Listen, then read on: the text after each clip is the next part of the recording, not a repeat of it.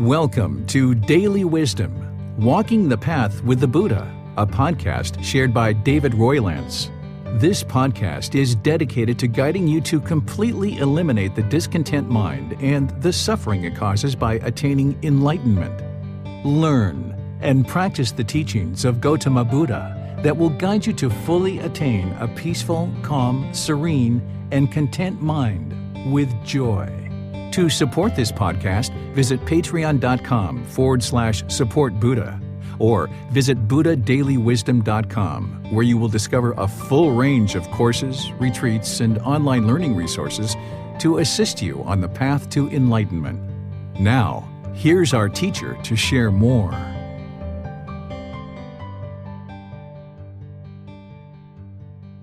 Sawadee Kap. Hello and welcome to Daily Wisdom, Walking the Path with the Buddha. Today is our group learning program, and we're studying this book, Developing a Life Practice, The Path That Leads to Enlightenment. It's part of the Words of the Buddha book series that I share in 13 volumes. In this group learning program, we go through volume 1 because this lays a really good foundation and a framework for you of the teachings of the Buddha. So slowly but surely, over a 7-month period, on Sundays, we meet together either at the temple in the mornings or here online in the evenings, where I'm helping you to understand a certain chapter. In this week, we're in chapter 13, which is titled Identifying Cravings, Cultivating Non-Craving, and Analysis of the Mind. Last week, I reviewed the 3 Universal Truths and the 4 Noble Truths as a way to help you get refreshed on the 4 Noble Truths and understanding the problem, the cause, the elimination, and the path forward, because that sets you up really nicely for what we're going to be studying today.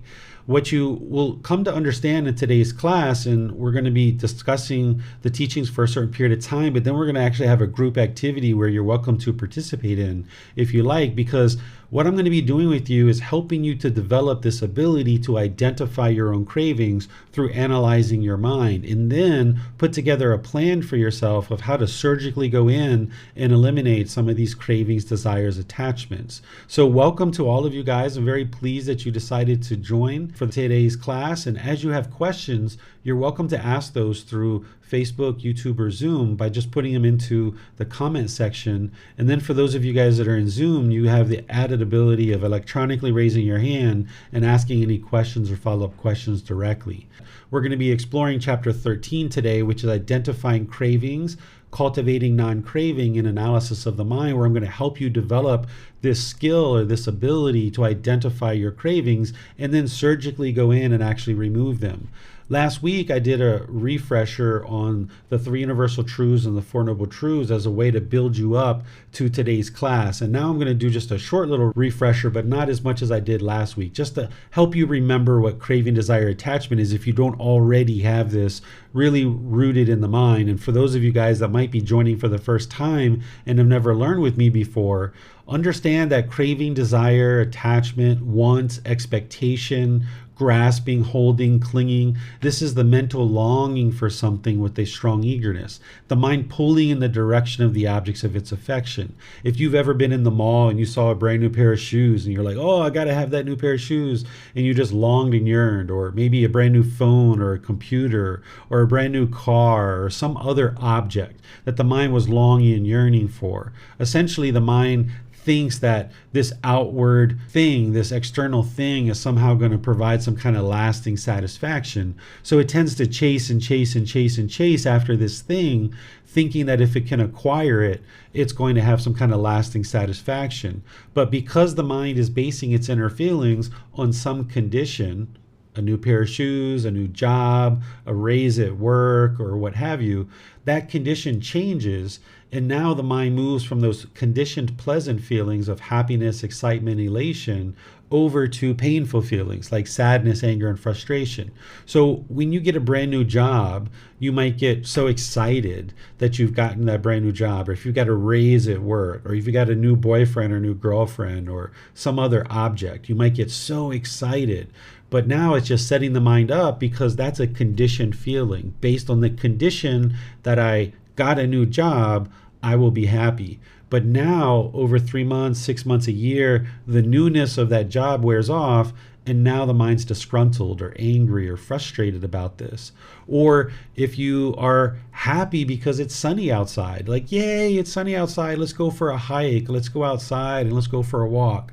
Let me go take a shower. I'm going to go take a shower. And then when you come out, now you see it's raining and you might be sad or angry or frustrated. And this is because the unenlightened mind is experiencing conditioned feelings, that it's basing its inner feelings on some condition. And in this example with the weather, the condition is the sun, that when it's sunny outside, I'll be happy.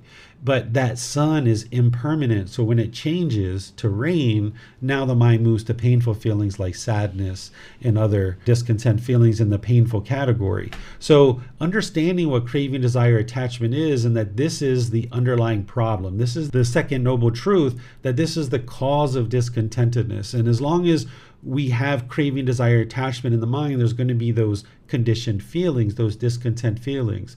So what you learn as part of the Four Noble Truths and all the other teachings that I shared with you is that it's breathing, mindfulness, meditation, and generosity that's helping you to eliminate your cravings, desires, attachments. But that's just generalized training.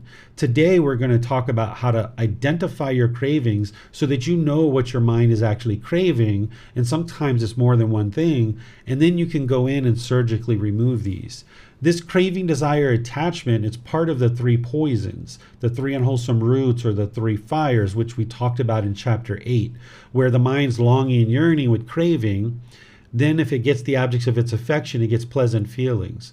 But if it doesn't get the objects of its affection, it gets painful feelings. And one of those things can be anger. And now when the anger arises, because of wrong view, it falsely attributes those painful feelings to this person or to this situation. And what the unenlightened mind will tend to do with wrong view is it will push this person away and think that that solves the problem. Or the mind will become bitter and harsh and hostile or aggressive towards this person. And now the person chooses to leave out of our life. Or we might put our expectations on this person and try to control them to do the things that we want. And when they start feeling that pressure, then they might choose to leave out of our life. So as long as there's craving in the mind, not only is the mind discontent and experiencing these pleasant feelings, painful feelings, and neither painful nor pleasant, but we find it challenging to reside harmoniously in all of our relationships. And the number of people that we can spend time with becomes fewer and fewer and fewer.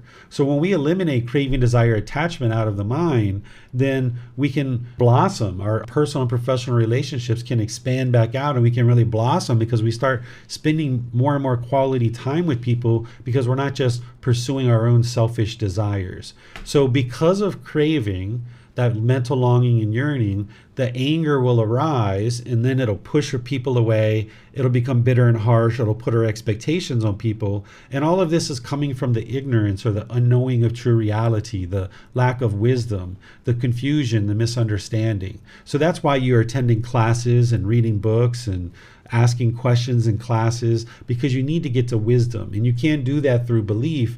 So you're learning, reflecting to independently verify, and then you're practicing to be able to transform the mind and see the truth for yourself that it's working.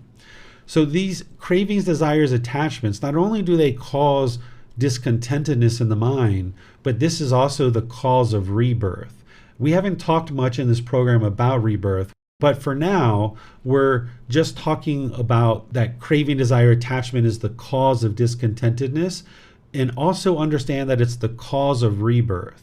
So if you think about a fire, that as long as there's logs in the fire, there's fuel in the fire. And as long as this fuel is in the fire, it's going to send off sparks into the air. And now when that spark goes off into the air, it's going to land and it's going to ignite a new fire. And that's the same thing that's happening with craving, desire, attachment, is there's this fire burning in the mind, this longing and yearning. The mind is clinging to things in this world, and the mind hasn't learned the wisdom that it needs, so it keeps clinging and holding on to this world. So that craving, desire, attachment is the fuel that not only causes rebirth, but it's causing these discontent feelings. So the more you can identify what these cravings are, you can get to more and more and more peacefulness because you can eliminate them. Where the peacefulness comes into the mind is not through the meditation itself. Meditation is going to help you train the mind to arise mindfulness, concentration and eliminate cravings, desires, attachments. As you're eliminating the cravings, desires, attachments, that's what's actually producing the peacefulness. That's what's producing the joy. That's what's helping you get to this contented mental state. That's what's allowing you to experience more and more liberation of the mind. As long as there's craving, desire, attachment in there, the mind will be burdened with that and it'll keep experiencing discontentedness. So the meditation itself is vitally important, and someone needs to develop a meditation practice. But it's not the meditation itself that's producing the peacefulness. It's the elimination of cravings, desires, attachments that is going to produce that. But as the mind's going through and eliminating its cravings, desires, attachments, you can sometimes feel very uncomfortable because some of those painful feelings can be coming into the mind, and you can start feeling very uncomfortable as you're starting to let go of these cravings. It's almost like peeling an onion, and as you're peeling these layers back, you might cry more and more if you are peeling this onion. As you get deeper and deeper into the mind and you're peeling back more and more of the cravings, and the cravings that the mind's holding on to really tightly, the mind can experience some pain during this process because the mind had these conditioned pleasant feelings to begin with. So now when you're peeling back this onion and you're peeling back the layers of craving, desire, attachment, you might need to walk through a bit of pain in order to get to the other side and appreciate the fresh air. It's kind of like walking through the fire, and when you get to the other side, you appreciate the fresh air. So this is common as one is eliminating cravings, desires, attachments, that you can sometimes feel very uncomfortable.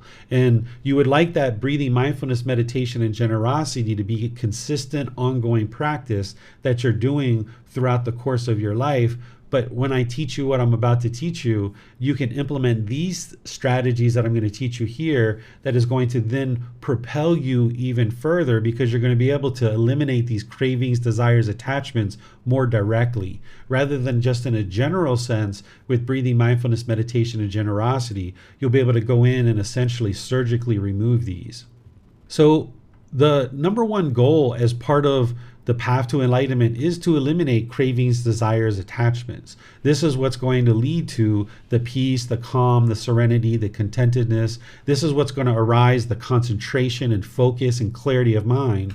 Because as long as the mind is polluted with craving, then you're going to have difficulties having focus, concentration, clarity of mind, and deep memory. You're going to have challenges to be peaceful and joyful. You're going to have challenges to have harmonious personal and professional relationships. So one of the primary things you're doing is, of course, cultivating wisdom, but you're cultivating the wisdom about how to eliminate craving, desire, attachment. And that becomes one of the primary things that you're doing on the path to enlightenment.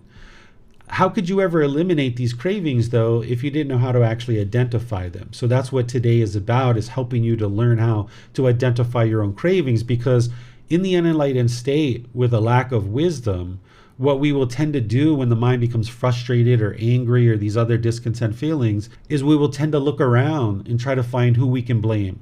Who can we blame for our anger?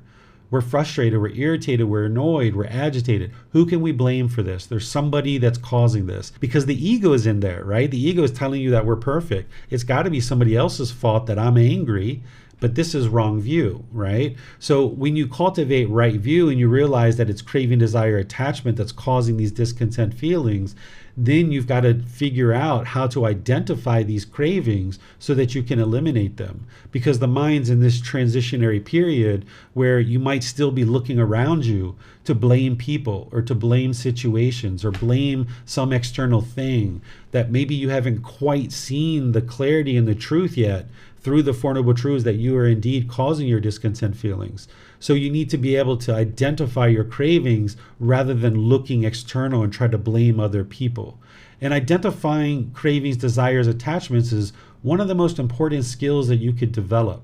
In addition to meditation, which is a primary practice that you need in addition to all those other steps on the Eightfold Path, second to that is being able to identify your cravings and knowing that you have these cravings.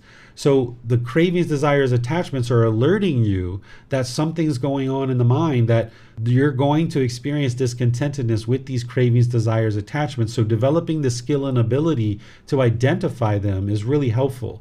And just like I teach you meditation and you build up that skill, I need to help you build up this skill to be able to identify your cravings, because if you're not able to identify them, you wouldn't actually be able to eliminate them.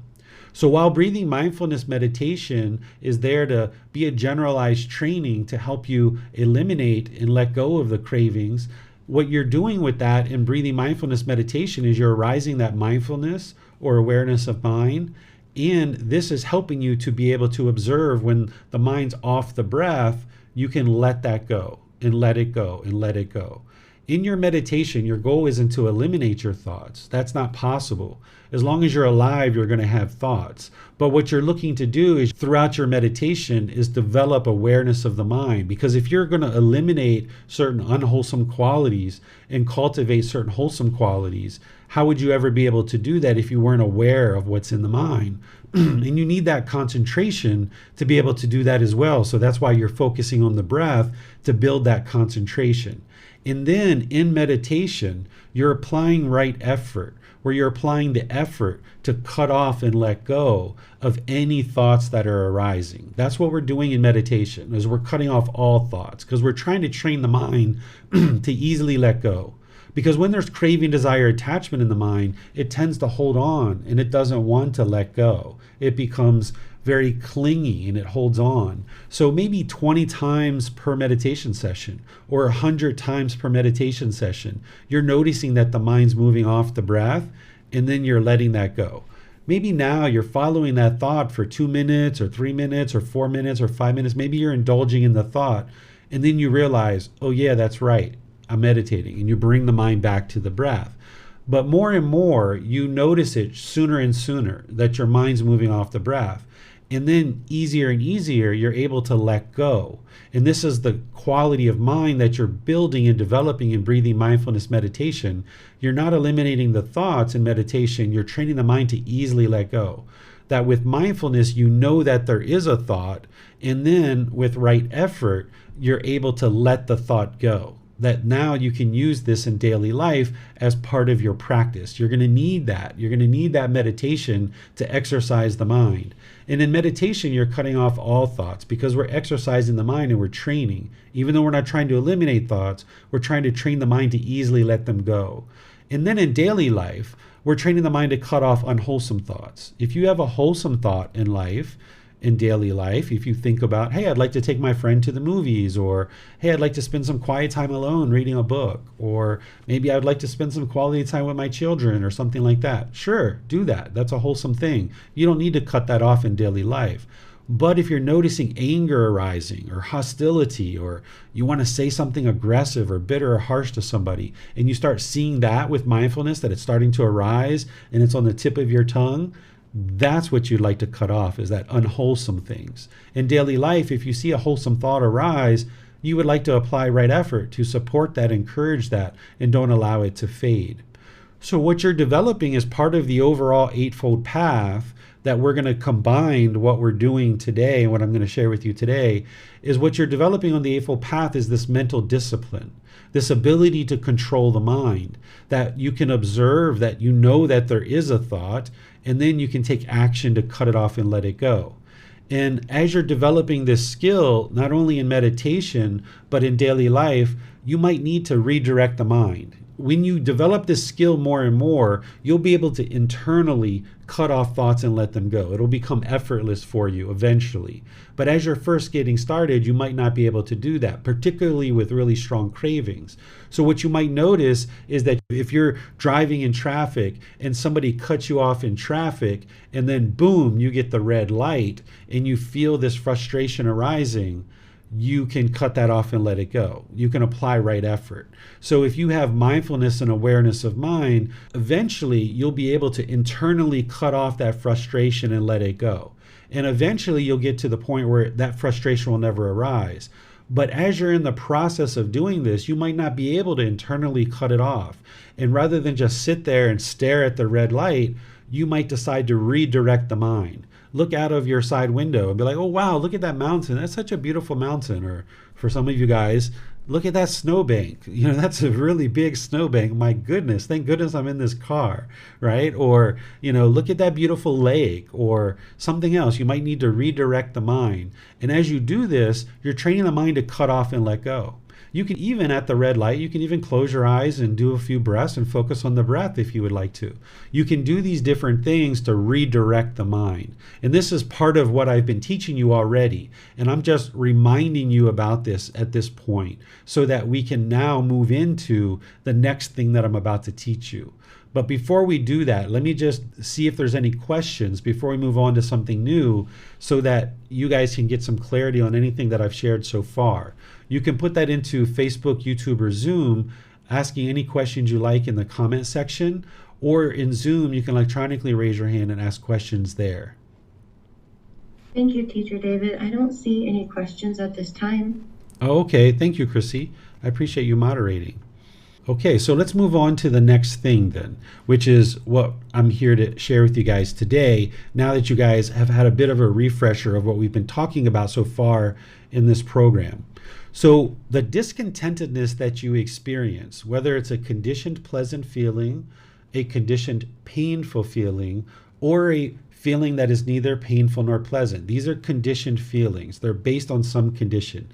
You would like to use this discontentedness like a red light on the dashboard of your car, alerting you that there's some craving, desire, attachment in the mind. So when somebody calls you and says, hey, I would like to come visit you, are you going to be around in about an hour or so?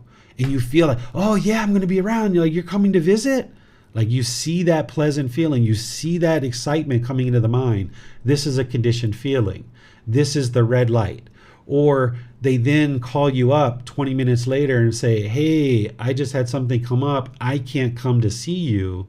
And now you feel sad or frustrated. That's the red light. That discontentedness is the red light telling you, hey, you've got craving, desire, attachment here.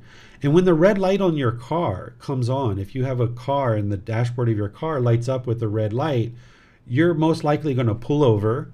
And if you have some skills, you're going to pop the hood and you're going to start looking around and seeing if you can figure out what the red light is all about.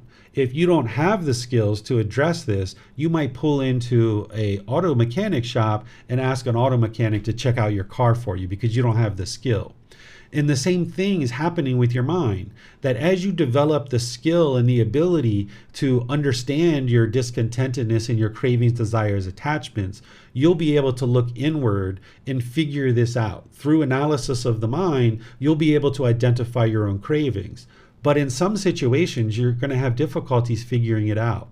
Or you might be interested to confirm whether what you figured out is actually accurate. And you're going to need to pull your car into the mechanic shop. And that's talking to your teacher. Talking to your teacher, either sending a private message or posting in the Facebook group, asking a question in class, or maybe scheduling personal guidance. You might check in with your teacher and say, hey, I had this situation occur. Here's the cravings, desires, attachments that I think that are occurring, but I'm not exactly sure. Can you help me? Or you might say, hey, I got really frustrated last week. I've been trying to figure this out. I have no idea what my cravings are. How did my cravings, desires, attachments cause this? Can you help me identify those? So when the red light of the dashboard of your car comes on, you're going to start looking at the car of the engine, or you're going to pull over and have a mechanic take a look. And you would like to do the exact same thing with your own mind. That now that you're starting to understand right view in the Four Noble Truths, where the unenlightened mind wants to maybe blame other people for the discontent feelings you're experiencing, what I would like to encourage you to do and guide you to do is start looking inward and start trying to figure out what are the cravings inside the mind. There might be multiple ones. If you have a very light amount of discontentedness, it's probably just one or two light craving, desire, attachments. But if you have real intense anger or real intense sadness or something like this, there might be more than one craving, desire, attachment, or it's a particular craving, desire, attachment that you're holding on to really tightly. So there's a spectrum of discontentedness. There's kind of the lighter kind of annoyance and irritation, and then there's like the rage, right? The real fierce anger. And the number of cravings and the more deeply held the cravings, then the feelings are going to be more strong. But the lighter the cravings or the fewer cravings, then the feelings are going to be less and less significant. But regardless, you would like to eliminate all these cravings. So when you see the discontentedness, whether it's pleasant feelings, painful feelings, or neither painful nor pleasant, and these are conditioned feelings, you would like to use that as the red light on the dashboard of your car and realize, okay, I've got some cravings here. Let me investigate this. So when you see that red light come on, when you see the discontentedness arising in your mind, I would like to encourage you and guide you to follow this particular process, this step-by-step process. When the discontentedness occurs, you would like to get better and better at catching it as a bodily sensation and cutting it off and letting it go there. But that takes oftentimes a lot of practice to build up to the point where you can observe those bodily sensations before the mind experiences a feeling like anger. Because there's probably some tightening of the chest, there might be some heat in the face, or some pressure in the skull, there might be some tingling rising up in the body. You're going to have some bodily sensations before the mind becomes angry or frustrated, irritated, annoyed, any of these discontent feelings, even pleasant feelings. There's going to be some bodily sensation. And if you can catch it and cut it off and let it go there, excellent. But if it becomes a feeling, because it's going to become a feeling in some cases, your mind's not fully trained yet to be able to observe these bodily sensations. So you're going to experience some amount of discontentedness. And when you experience it moving from a bodily sensation into a feeling of the mind, still you would like to cut it off and let it go there. Because if you don't cut it off and let it go there as a feeling, it's now going to affect the condition of your mind. For a few hours, a few days, maybe a week or so, you might be angry or frustrated or irritated. This is because you didn't catch it as a bodily sensation, you didn't catch it as a feeling, and now it's starting to affect the condition of the mind. And it's going to start feeding the fourth thing, which is a mental object. A mental object is a more deeply rooted container in the mind. And in this example of anger, the container is ill will. And what you're trying to do is put this blockade on the mind that you can catch it sooner and sooner as a bodily sensation and cut it off and let it go there. So you're no longer experiencing the conditioned feeling, the condition of the mind, and you're not feeding these mental objects. And if you can do that more and more readily, then you're getting a handle on this. And then in the meantime, we're breaking up these mental objects and uprooting them out of the mind with meditation and other practices. But as I mentioned, those feelings are going to come into the mind occasionally as you're transforming the mind and you're transitioning closer and closer to the enlightened mind. So as you see that discontentedness arise, that's the red light.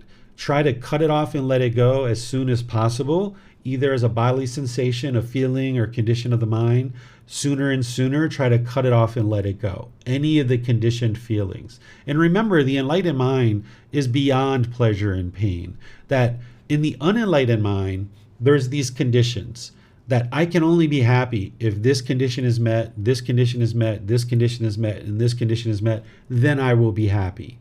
But that's the whole problem, is that there's all these conditions and expectations stacked on top of each other, and the unenlightened mind can only be happy in that situation, and then that happiness is temporary, so it's unsatisfying. In the enlightened mind, the mind is unconditioned. So you don't have all these conditions that the mind needs to fulfill in order to be happy. When the mind is enlightened, it's unconditioned, that there is no conditions that need to be present in order to experience the peacefulness and joy. All day long, the mind is peaceful and joyful. And that's where the mind is beyond this pleasure and pain, no longer experiencing the up and down of the unenlightened mind. So this first step is using that discontentedness as a red light, cutting it off and letting it go.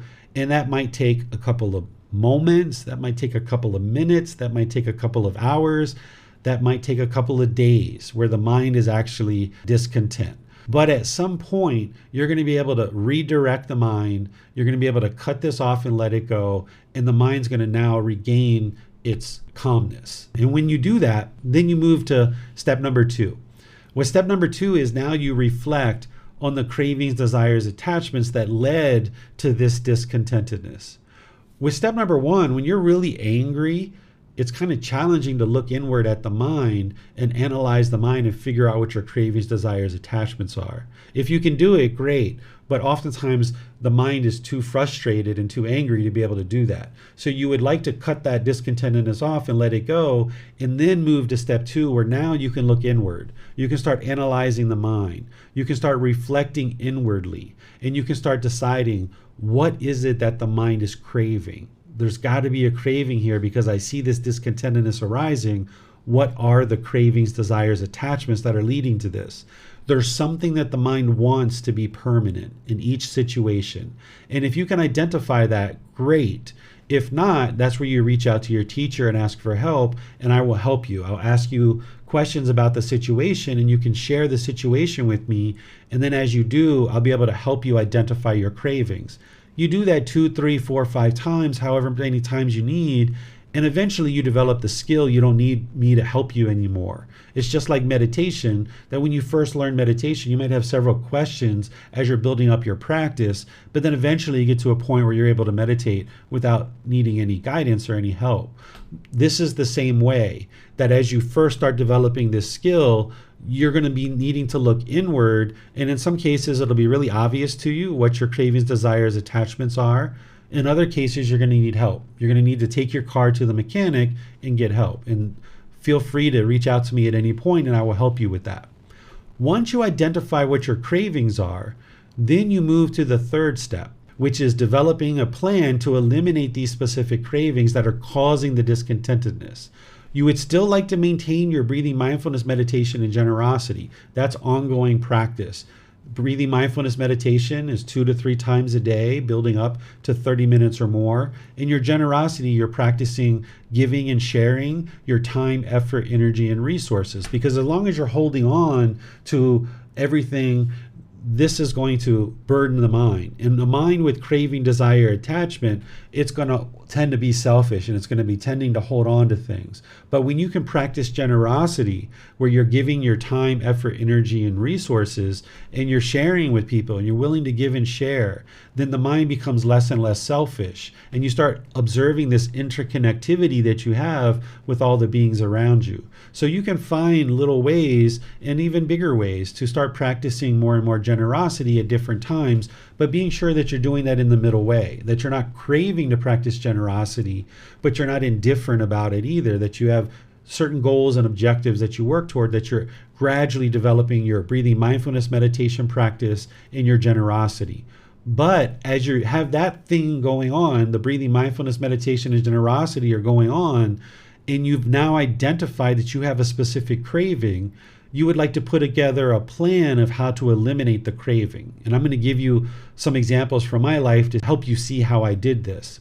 And then as you learn how to do this, and you build this methodology, and you build this practice of being able to cut off and let go of your discontentedness, look internally and reflect on what your cravings, desires, attachments are, and identify them, and then put together a plan to go in and surgically remove them.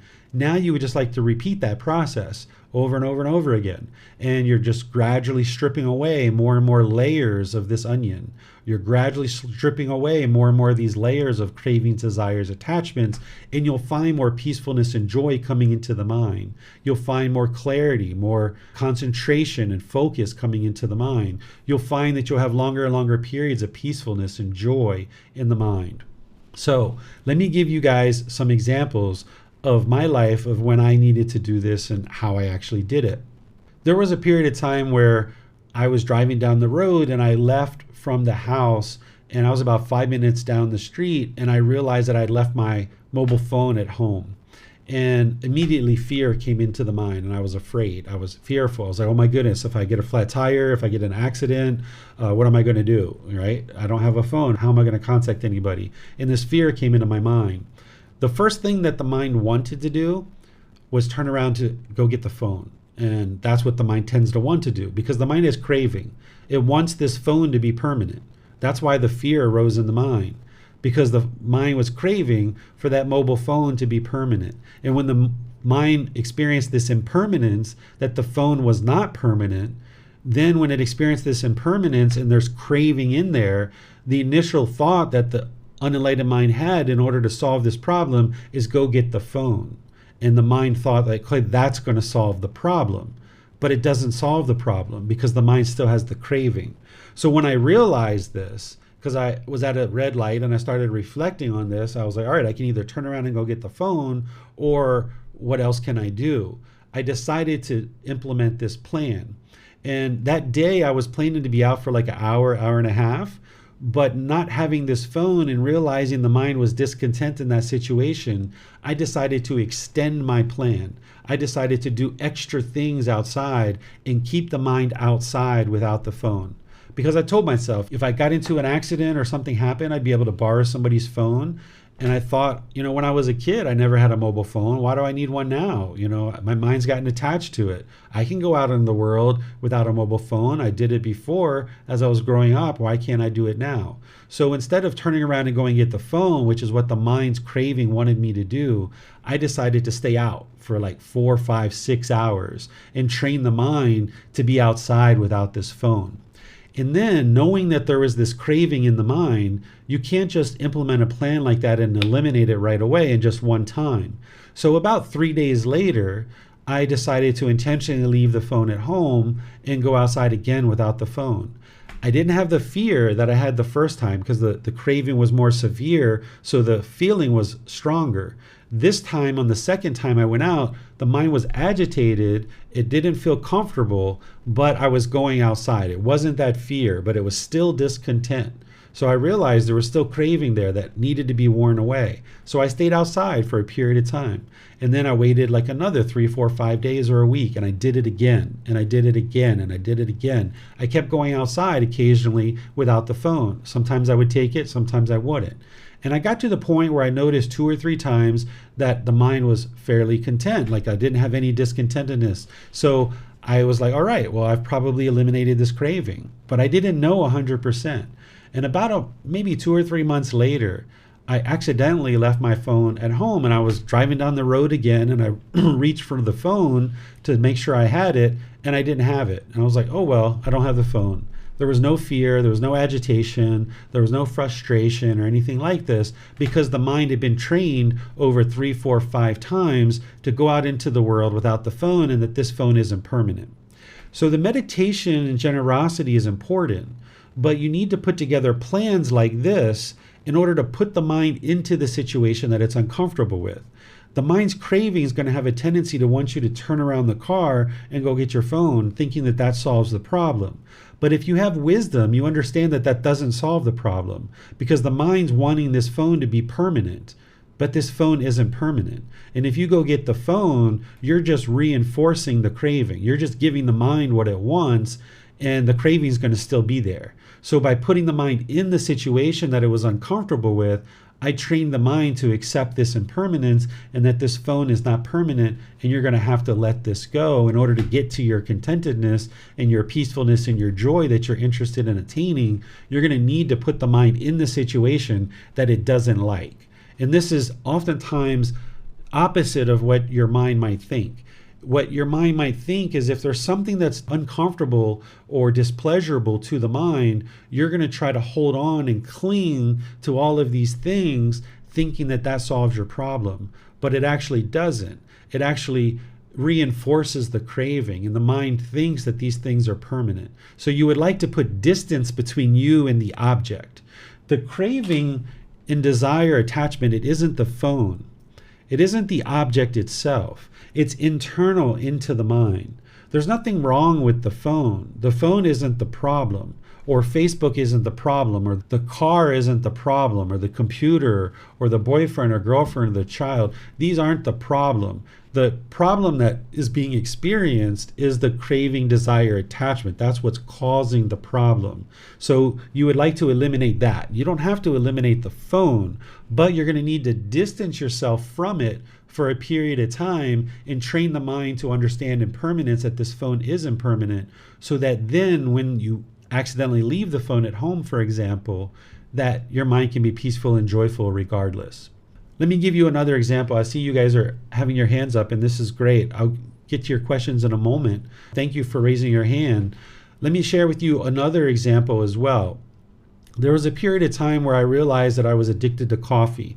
And in fact, this is one of the reasons why I really enjoyed moving to Thailand, is that there's iced coffee on like every street corner practically. And it's like, yes, I can get coffee, anytime, anywhere. It's delicious. It isn't very costly, and you can easily get coffee everywhere in Thailand.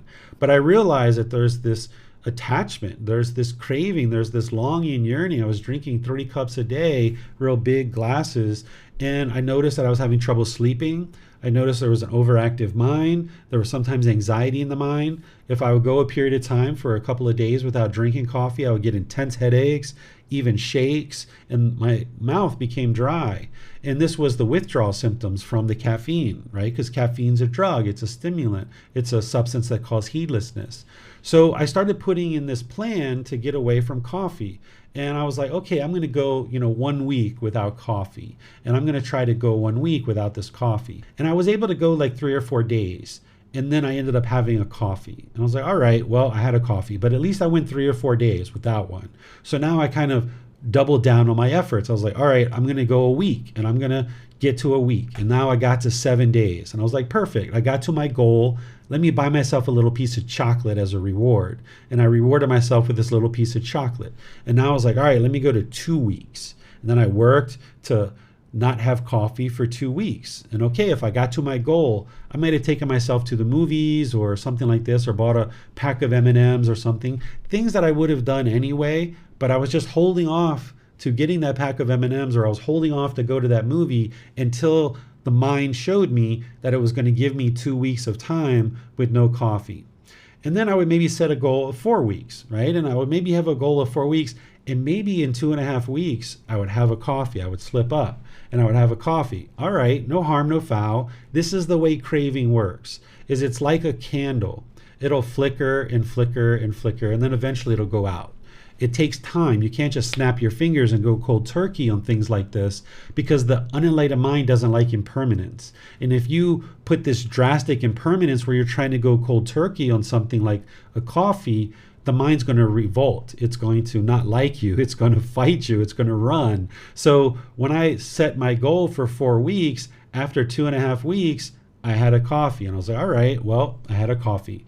Let me get back on this. Let me go to 4 weeks again, right? Let me try to get to 4 weeks. And I worked my way up to 4 weeks, and eventually worked my way to 6 weeks. I even got to 8 weeks, and I started feeling all prideful and conceitful. I was like, yeah, look at me. I'm eliminating these cravings. I got this, yeah, I'm gonna make my way to enlightenment, feeling all conceitful. I was 8 weeks into this. I walked past a coffee shop. I got a whiff of the odor. And wouldn't you know, I ended up in the coffee shop, and I'm standing in line. There's 2 or 3 people in front of me, and I'm just sitting there like struggling in my mind. I'm like, why are you doing this? You're going to have headaches. You're going to have shakes. You're not going to feel good about this. Why are you doing this? And I was talking to myself the whole time in the line, trying to convince myself to not do this. But the craving was still there. This craving was pulling me towards the objects of my affection. I got up to the front of the line. Iced coffee, please, iced latte, please, or whatever I ordered. And they gave me the latte, and I sat down. I started drinking it. I was about a third of the way through, or half of the way through the glass. And I realized, you know what? This is really ignorant of me. I'm done with this craving. I got to 8 weeks. What am I doing to myself? I'm going to have a really bad headache. And I just got up and I threw that coffee away. And I was like, this is the last coffee I'm ever going to drink. And that was about 4 or 5 years ago that I did that. So you will experience this. As you put these plans in place, you're not going to be able to just snap your fingers and let go of some of these cravings. You're going to get pulled into these cravings, because that craving, desire, attachment, it pulls in the direction of the objects of its affection. If you go 2.5 weeks and your goal was 4, okay, don't beat yourself up. You're not a bad person. You just fell short of it. Just now, from that point forward, work back up to 4 weeks. And you just gradually work back up to that. And if you slip up at any point, okay, you had your cigarette, or you had your whatever it was that you were trying to get rid of, and you just work to extend the time longer and longer. This is the way that the cravings work, is that as the cravings building in the mind, it's almost like a dam, that the water is rising and rising and rising, and it's putting more and more pressure on the dam. And what they do when the water is rising up and there's more and more pressure on the dam, they will open the dam a little bit and let some of the water out. And now the water level will drop back down, and then they will close the dam again. And then if it builds up again, they will open it up again and it drops back down. The cravings are the same way, that if you feel a craving building up, which I did after a week or two of no coffee, I felt the craving building up. And one of the ways to kind of let it go is I had a coffee. I knew I was going to have just one coffee, and then I was going to get right back into not having coffee any longer. So sometimes you need to do that with some of these cravings, like a coffee. I wouldn't suggest that with cocaine or crystal meth or heroin or something like that. But some of these cravings, you can just let the mind have what it's craving, just give it a little bit of that pleasure. Just give it a little bit of what it wants. You're going to have some painful feelings later, but at least that pressure that builds up, you'll let go of some of that pressure and the water will drop back down. Then you can close the dam and you'll feel more comfortable. And now you can just extend your amount of time longer and longer as you're trying to get further and further away from this craving and cut it off and let it go. So these are a couple of examples that I have for you guys. Have a group activity that I'm going to do with you guys, but I have a feeling that you guys have some questions because I see the hands up. I would like to allow you guys to go ahead and ask your questions first. Be sure you're clear on what this process is and how you can utilize it for your practice. And then after you get all your questions asked and answered, then we'll move into the group activity, and I'll show you guys how I plan to help you guys develop this ability to identify your cravings, to analyze the mind and put together these plans, because as you do this a few times with me here in class, it'll help you to be able to do it outside of class more readily. So I see that Max and Chrissy has their hand up, and there may be some questions on Facebook or YouTube as well. Chrissy, since you're moderating, if you'd like to just handle all the questions however you like, I'll just stand by and answer whatever you guys ask. Okay, thank you, Teacher David. Yes, Max has his hand raised, so we can go to him first. Thank you, Chrissy. Thank you, Teacher David. I guess I have a couple of questions. Question number one would be like going back to cell phones. Like I am basically in charge of my 4-year-old twins 98% of the time. So I know that I do have like a clinging or craving to have my cell phone on me. Like if I'm at work, I do get calls from the kids' daycare, maybe they have a fever or, something comes up where I need to maybe rush out and pick them up. So how would I handle a situation like that? Okay, so what you'd like to do is do this in baby steps. So say you're with your twins and you guys are planning to walk from your house to the park and hang out for like an hour or so. Leave your phone at home. And this is just an hour or so, and you're with your babies, you're with your children. So you know that they're okay, and you can build up some comfort in the mind that you can be peaceful and joyful and content going to this park for an hour, hour and a half without your phone and coming back. And now maybe you take that to the next step. And I don't know what that is for your life. Maybe they're with grandma and grandpa, or maybe they're with mom. And you let mom know, like, hey, I'm not going to have my mobile phone for the next 3 hours. If you need something, just understand that I'm not going to be turning my phone back on, or I'm not going to have my phone with me until X time, and kind of give them a heads up that that's what you're doing, so that you can then gradually train your mind to go longer and longer periods of time without your phone. Okay, that would be probably a good exercise for me.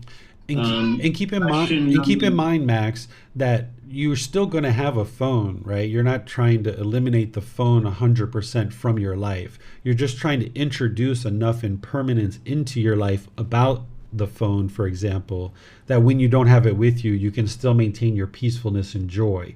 So like now, I have the mobile phone with me most of the time, but it just so happened about a couple of weeks ago, I accidentally left my phone at home again, even though what I did with the phone was like 5 years ago.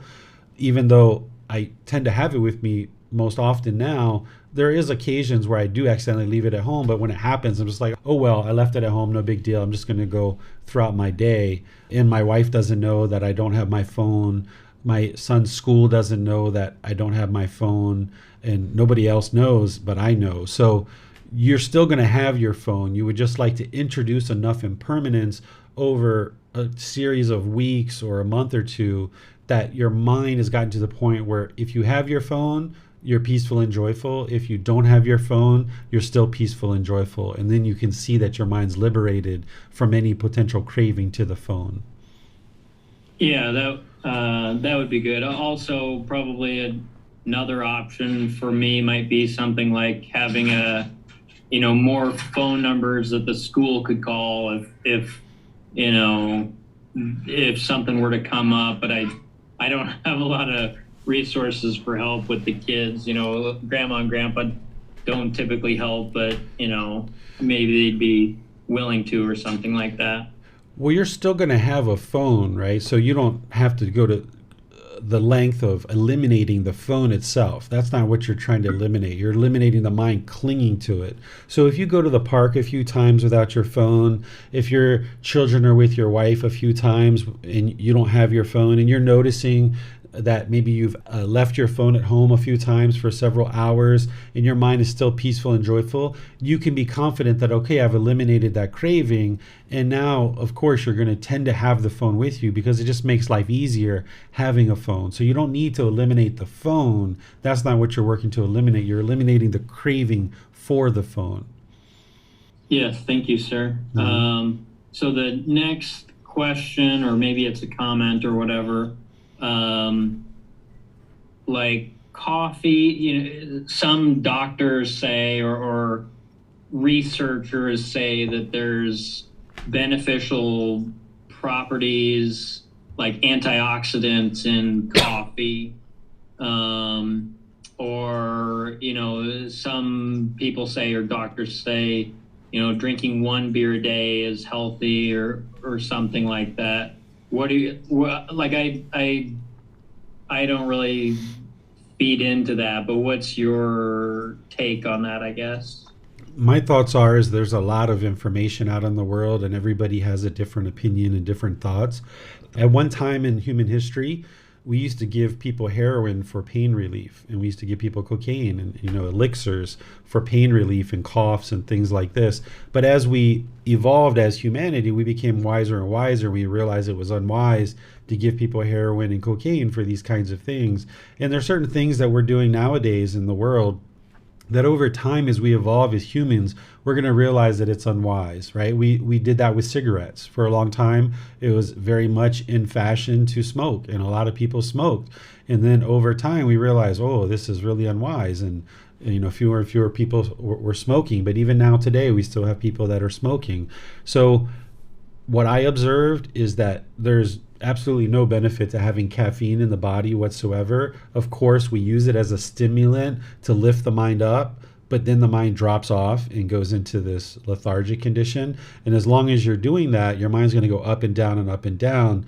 And what you'll find is if you're looking to be able to see the natural mind and the pure mind with mindfulness and have awareness of mind, that if you purify the intake of any kind of drugs or toxins or hormones or substances like this, you'll be able to see more and more purity of the mind and realize that, yes, there is information out there that people say, red wine is good for you, or beer is good for you, or caffeine is good for you. What you're going to find is you're going to discover the truth that when you drink, you get dehydrated, or when you drink, you get headaches, or when you have caffeine, your mind gets overactive, or when you come off of caffeine, you'll find that you have headaches, or you'll have shakes, or things like this.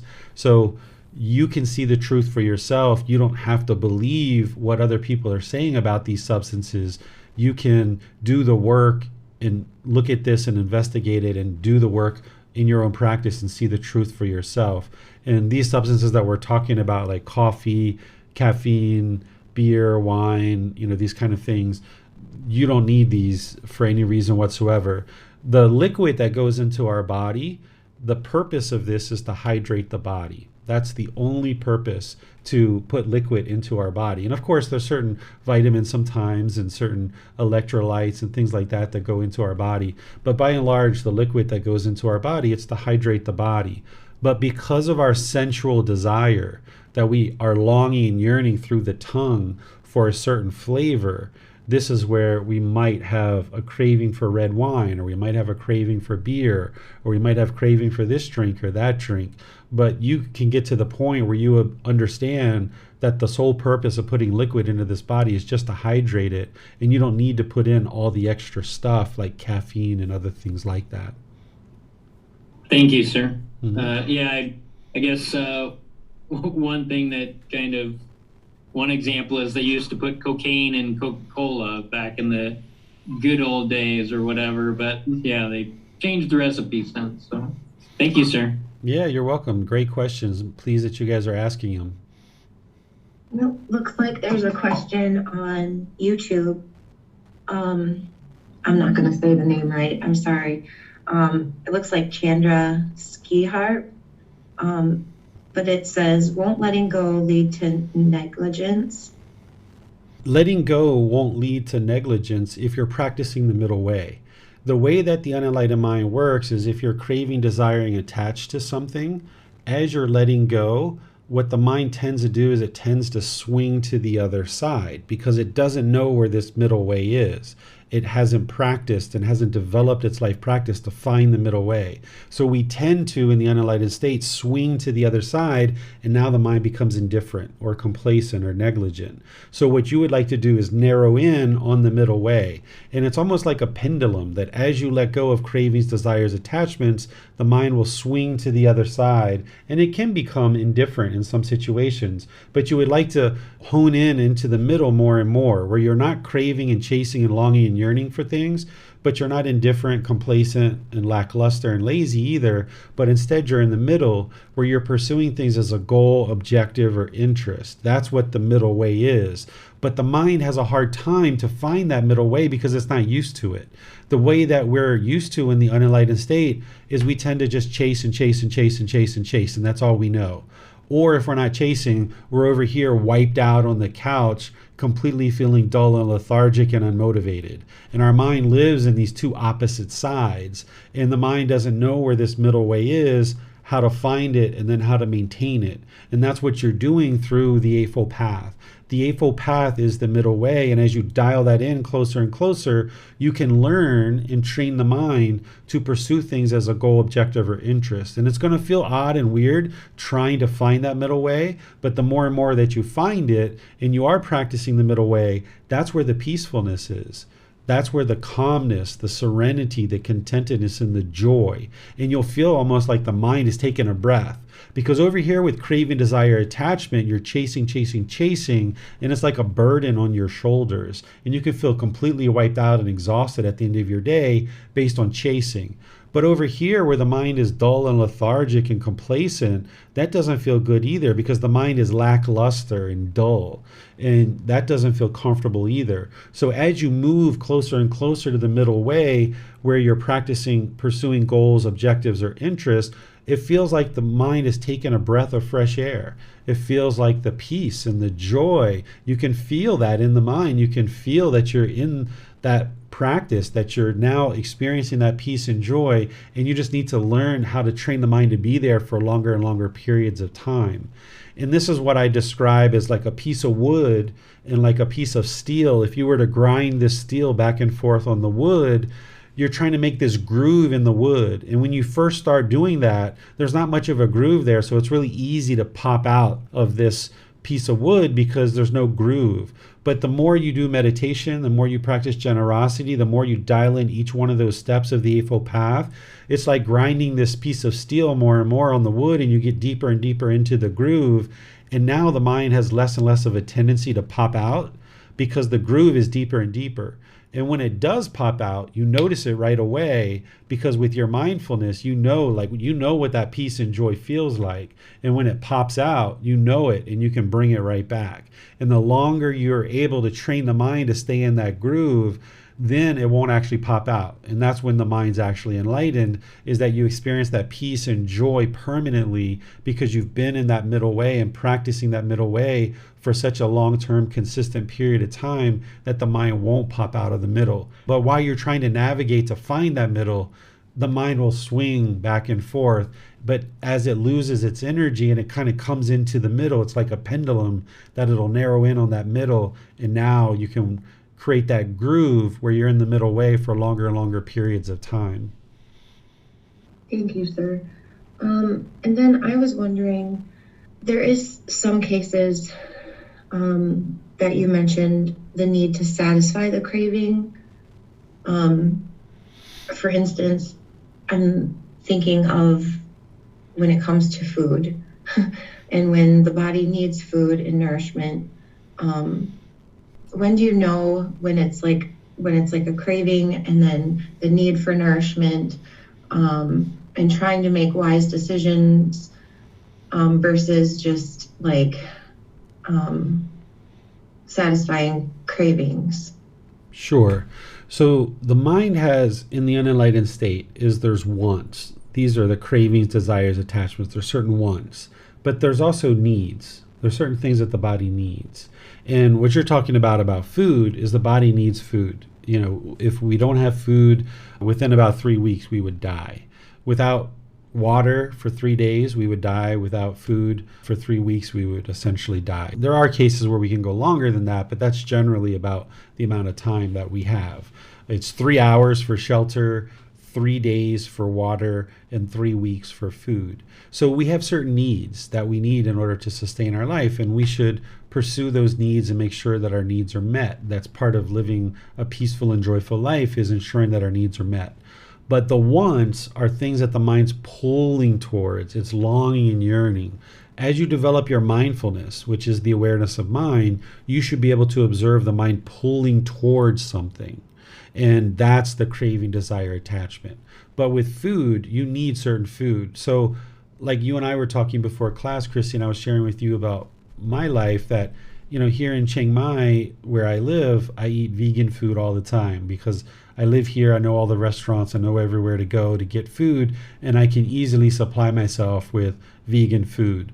But last year when I was traveling, I was in Washington, D.C. for 2.5 weeks. And I know Washington, D.C. really well because that's where I grew up. So for that period of time, I was able to eat vegan.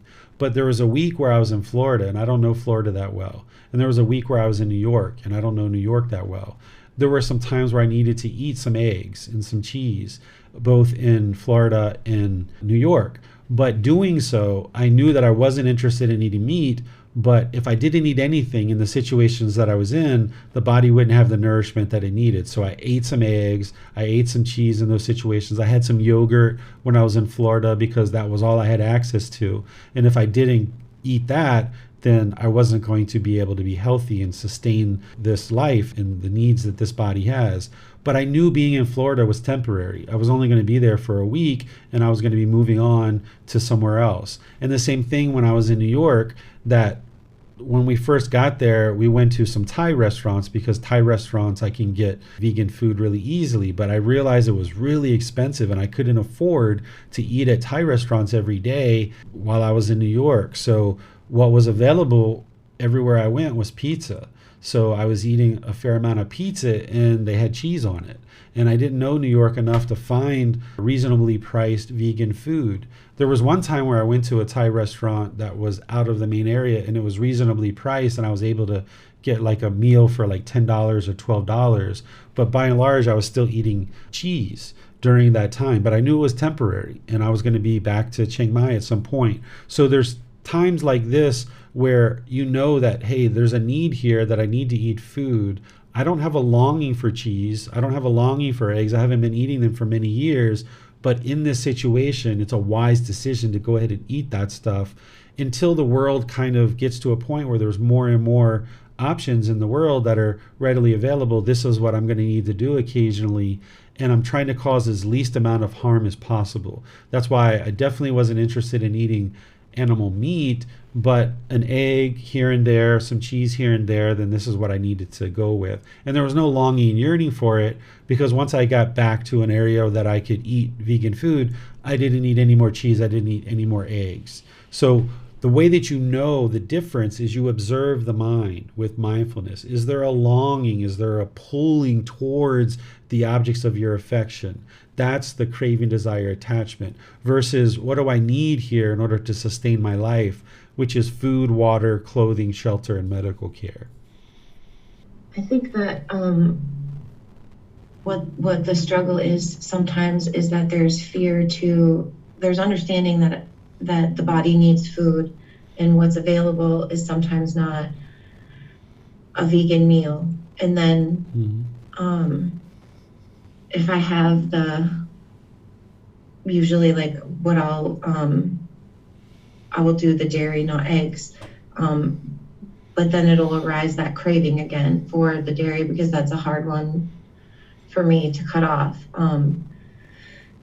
And so there's that fear of having to let go of those, like getting the taste of that again, that sensual pleasure. It kind of like reignites that. But then when I don't eat anything at all, then the mind just isn't working right and just very discontent and grumpy. Yeah, so in that situation, if you need to eat something, then eat it. This is a need. This is a basic need that we have. And if all you have available to you is some dairy product or cheese, okay, then that's what you need in order to sustain life. If you need to let go of that craving again later, then okay, so be it. At least you'll be alive, right? You're not interested in degrading your health to the point where now you've got to go to the hospital and get IVs, and you've got all this expense and the time associated with all of that. So oftentimes what you're looking at in a situation with food, based on what you're describing, is what's the way to do the least amount of harm here. And remember, you need to have loving kindness and compassion for this being who you are. It's not showing yourself loving kindness and compassion to let your health deteriorate like that. So you would like to put some food into the body to be sure that you're healthy. Thank you, sir. There's a loud truck going by. I apologize. It looks like Christine has her hand raised. Let's go to her. Thank you very much, Chrissy. Thank you, Teacher David. I have a question around this feeling of guilt, because lately it appeared to me that more and more I start to understand how to identify cravings that arise anger or anxiety. But when I experience guilt, I'm kind of lost. I often cannot track it back to the craving, desire, attachment that is standing behind it. I can give an example. This is one that I recently observed, and it was, I noticed that right now I'm visiting my parents for several months, and they're treating me so well. They're giving me all the good food and everything. And sometimes I just feel really guilty for receiving all this. And I don't know what's the craving behind this kind of, it's very, very subtle feelings, these kind of guilt feelings. It's not this strong, oh, I have done this or that, but it's very subtle, but it's there, and it probably should not be there. And it gotta be traceable back to something, right? So that would be something that I'd be interested in how does guilt relate to craving, desire, attachment? Sure. I'm going to answer your question, Christine, but this is a great segue into our group activity. So let me introduce this, and then you're kind of like the first person that's participating in this group activity. So this group activity that I planned for today, and I would like to invite you guys to participate in, which Christine is actually doing without even realizing she was doing, is essentially take a situation where the red light has come up on your dashboard, where you've experienced discontentedness. And here we're hearing from Christine that she's having some guilt, right? So think about a situation that you're having either recently or not so far in the past, maybe a week or two ago, where you've become frustrated or irritated or annoyed or other things like this, and share what that situation was. and then share what you think your cravings, desires, attachments are, and then share if you can put together a plan and think about a plan. So these are the three things that you can potentially share. You might do what Christine's doing, where she's like, hey, I have this guilt, and here's the situation, and I don't even know what my cravings are. You can stop right there if you like, and I'll help you identify your cravings, and I'll help you to put together a plan for how to eliminate them. But you might actually be able to identify your cravings, and you just don't know how to put together the plan. So that's okay too. You can share the situation, you can identify the cravings and say, hey, these are what I think the cravings are, but I'm not quite sure how to put together a plan. So you could do that as well. So these are the three types of sharing. Share the situation and or the cravings, desires, attachments, and or the plan. And you can stop at any point in that process and maybe even just share the situation if you can't identify the cravings, because you'll need to be able to develop each facet of this. And I'll help you here in class. So now let's use Christine's great example about guilt, because guilt and shame and fear, these are all part of painful feelings. These are conditioned feelings that by the time you get to enlightenment, you won't have guilt, shame, or fear, any of these other discontent feelings. Guilt is caused by craving, desire, attachment. There's a mental longing and strong eagerness. The mind is craving for something to be permanent. And this is where I can talk you through and I can kind of help you kind of look at a few things. And I might say a few things, you're like, nope, not that, not that, not that. And we'll have to talk through it. So some things for you to look at, Christine, is do you have a craving to take care of yourself and be independent of your parents? Is that a craving that you have? Thank you, Teacher David. This is a great exercise, actually. I'm not sure if I have this craving, because most of the time, most of the year, I actually do take care of myself, independently of my parents. And also I noticed the same thing, very subtle, sometimes when I was still living in Thailand. And I just had this beautiful life by the beach, and I just felt like so guilty for having this beautiful life. And there was no parents involved. Okay. So this is a different situation. So it could be a different craving, right? So even though you have guilt in one situation, you have guilt in another situation, it doesn't mean it's the same craving. It can be different cravings, but the same feeling. So you can experience sadness, for example, that your dog died, or you can have sadness that you lost your mobile phone, or you can have sadness that there's a scratch on your car. Right? And these cravings are different between each one of these, but the feeling is the same. It's the same sadness, so to speak, but it's a different craving, desire, attachment. So the guilt that you had in Thailand for living that life isn't necessarily the same craving that you're experiencing the guilt from at home with your parents. So you'll need to look inward, and you'll need to investigate the mind and what is the mind wanting? What are you craving? What is the permanence? Are you craving to be on your own and you really want to be on your own? And now that you're with your parents, you feel guilty about that? Is it your parents are getting older and you see that they're maybe not able to care for themselves as well, or they don't have as much resources, and you feel guilty about them spending resources on you to take care of you?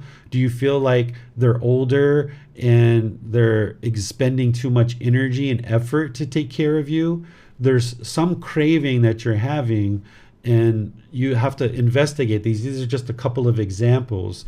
Is there anything that I'm sharing or anything that you can look at in your own mind that you can start to uncover? What is it that you're wanting? There's something that the mind's longing, yearning for in this situation. Actually, not really anything of what you said resonated. But I think what is more the case is like, it's a feeling of, wow, that's too good for me. Do I really deserve that? Why would I need all this? I don't need so much. And then yesterday I was reflecting on it again, and I was thinking, is it a craving to have minimal standards of living or minimal standards of how I'm being treated? But it just doesn't make any sense. It just feels like there's so much abundance that it's not even needed somehow. It's nice, but it's something into this direction.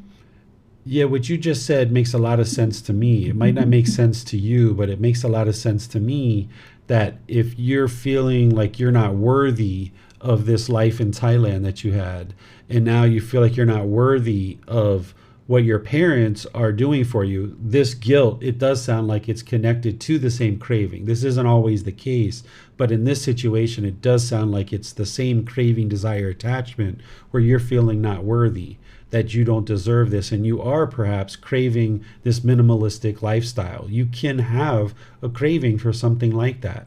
And that's not where you are right now. Right now, you're in Germany and your parents are taking care of you, and this is a temporary thing, and they're practicing generosity. And you need to just understand that, okay, this is the life that you're living, and it's okay. If your parents would like to make you dinner, or they would like to take you out, or they would like to give you gifts, that's their choices. You can't control their choices, and there's no need for you to feel like you need to hold on to a minimalistic lifestyle. That it's okay if you accept these things from your parents, because obviously they're interested in giving them to you.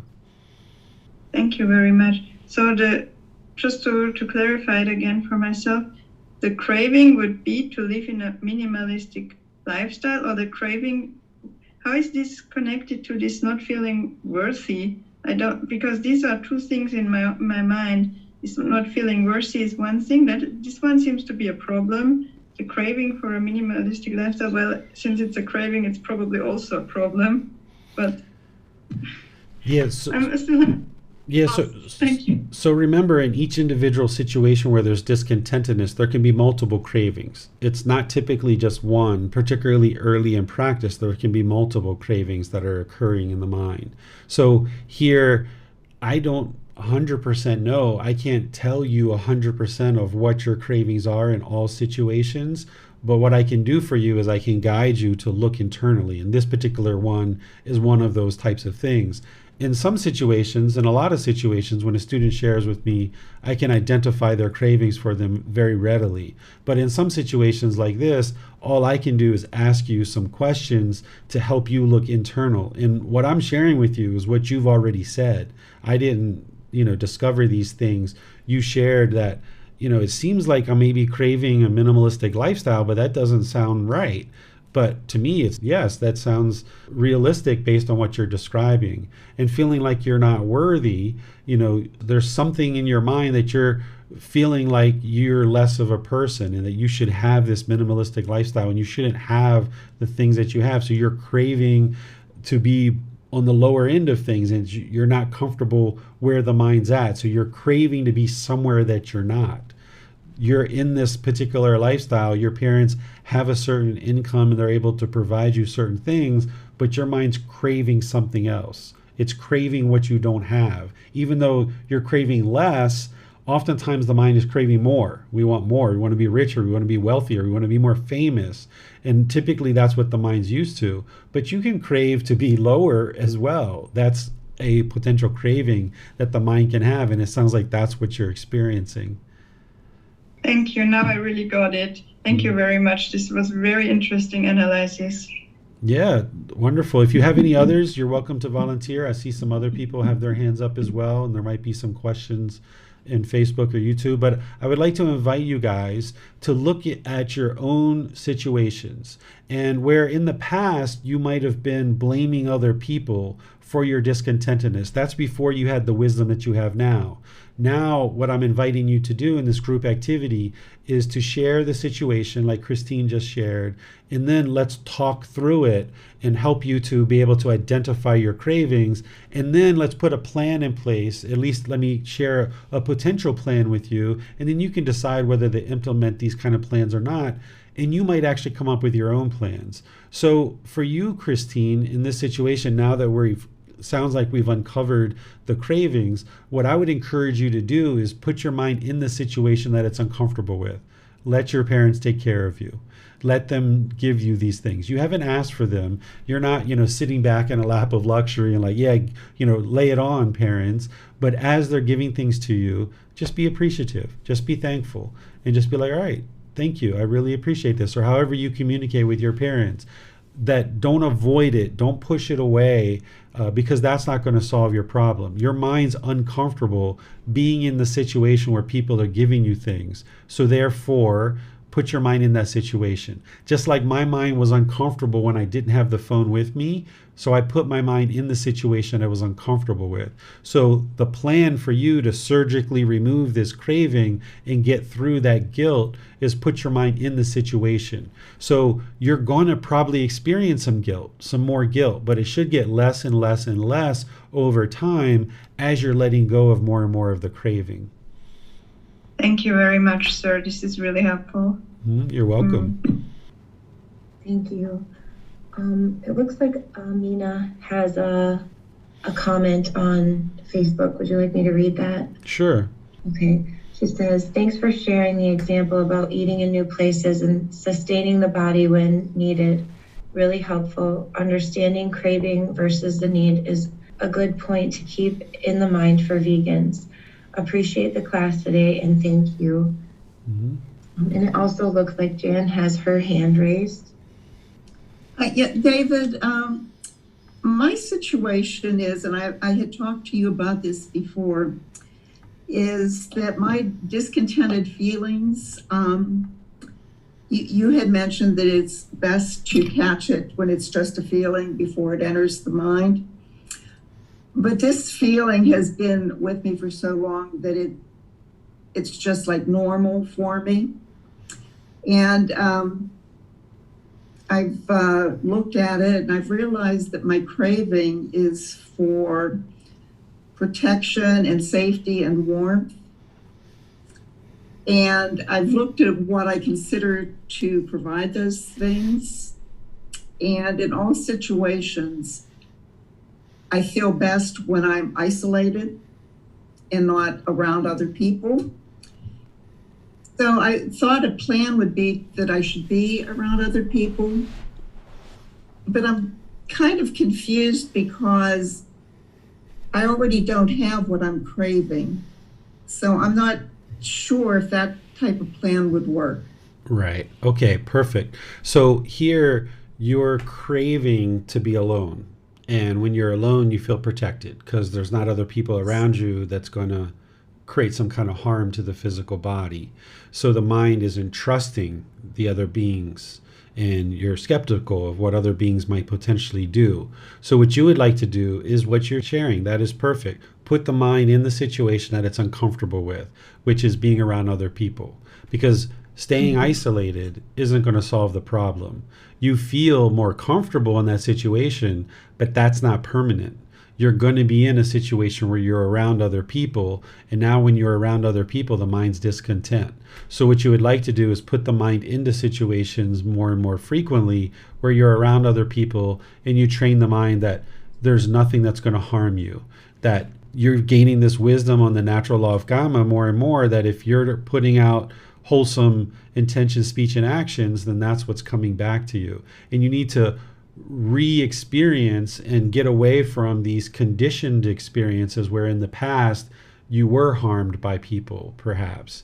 And now the mind is holding on and clinging to those experiences and thinking that people mean they're going to hurt me because that's what I experienced in the past. So now you've got to replace those experiences by getting into the world, being around people, and seeing that no, people aren't going to hurt you because you're making wise decisions and you won't allow things to hurt you. So if you continue to just stay isolated, your mind's going to keep holding on to that permanence. It's like me turning around and going to get the mobile phone. It doesn't actually solve the problem because I went around and got the mobile phone.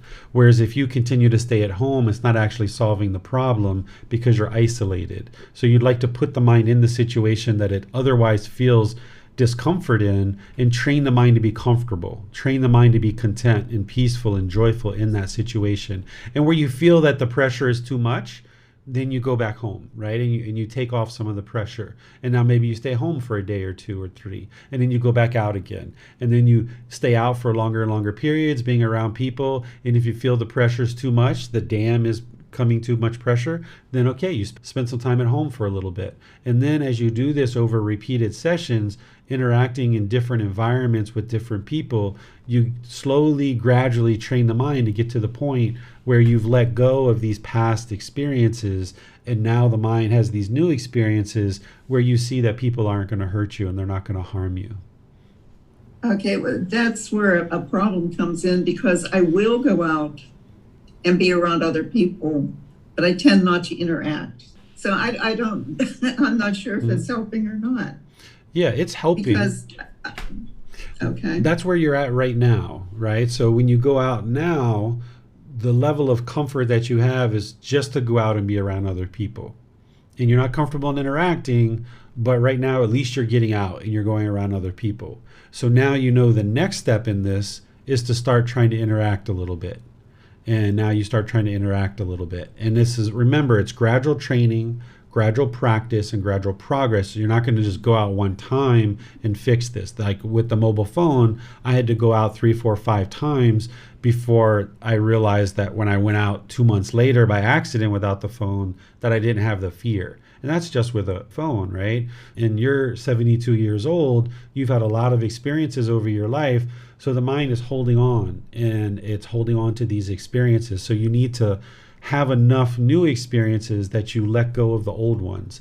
And that's why the breathing mindfulness meditation and the generosity is there, to be gradually training the mind to kind of soften the mind up, so that now when you put the mind in these situations, that it'll be willing to let go of these past experiences that you had and now have new experiences. So just keep moving the envelope forward, that at least you're spending time with people, but now take it to the next part. Or maybe you have a little bit of a conversation, and then you take it to the next part and the next part and the next part, never allowing the mind to be complacent and just staying in one spot, but moving it forward and realizing that there's going to be some discomfort as you do that.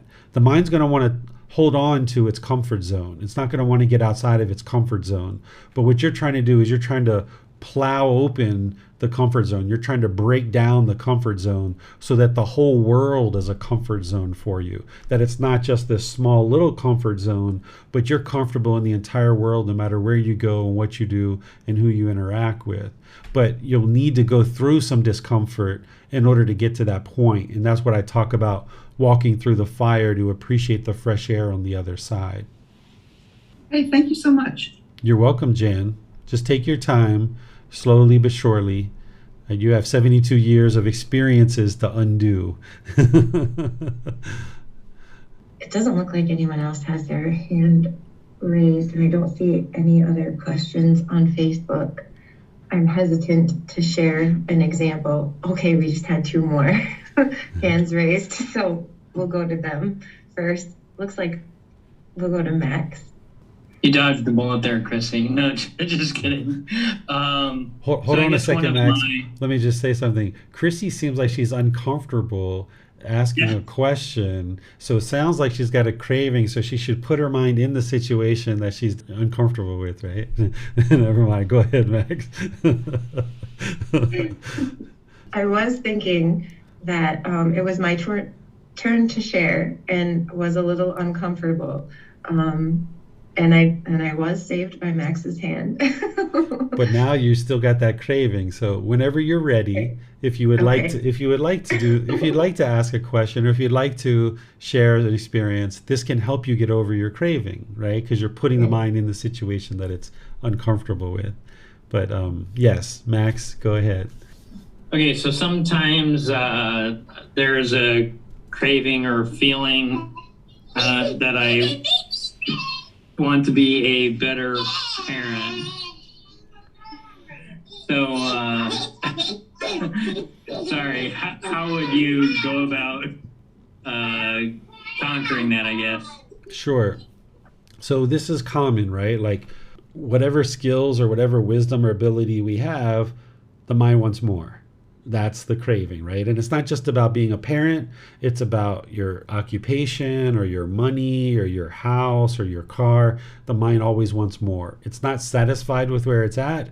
it wants more. In Christine's case that we were just talking about, she wants less, right? That's an option as well. So the mind can go in either direction. So if you're a parent and you feel like you want to be a better parent and you're longing and yearning for that, you need to just pull the mind back. You need to restrain it and realize that this is where you're at, that you're operating through whatever wisdom that you have. And then in the meantime, keep working on building up your wisdom. But where you see the mind longing and yearning and maybe degrading yourself, thinking that you're not a good parent, when you see that you do things well, like right now, your child was having a good old time and you opened up your mic and you just smiled, right? You weren't agitated. You weren't yelling at your kids. This is a great father, right? This is wonderful. So look at the successes that you have, even though you're aspiring to be better. Make it an aspiration, not a craving, desire, attachment. And then also, you're not indifferent and you're not just sitting back and like, yeah, who cares if my kids have a great father or not? I don't care, right? I'm just going to be whatever kind of miserable dad that I'm going to be. That's on one side. And then the craving, desire, attachment is longing and yearning to be the best dad in the world. That's not what you're interested in. You're interested in coming to this middle where you have a goal, an objective to continue to be a better and better father, and you have an aspiration to do that, and you're working on the wisdom to build up your life practice to be able to be wiser and wiser. But in the meantime, where you're doing things that are very wise and that are very kind and loving and caring, acknowledge that. Not with pride, not with arrogance, not with boastfulness or conceit, but just acknowledge that, like, wow, look at this. In a previous time, you might have opened your mic and you might have been really agitated that your child was maybe vocalizing and saying some things. But at this point in time, you just smiled and you kind of laughed. And that's great. That's what you would like to do, right? Is understand the impermanence. So where you're having successes as a father, acknowledge that. Don't take pride in it, but don't beat yourself up and wish you were better than where you're at. Just acknowledge where you're at and be comfortable with that. And then spend time with your children and, improve slowly but surely. And this can help you to eliminate your craving. So eliminating craving, there's two ways to do it. And I haven't shared this in today's class, but I'll share it with you now.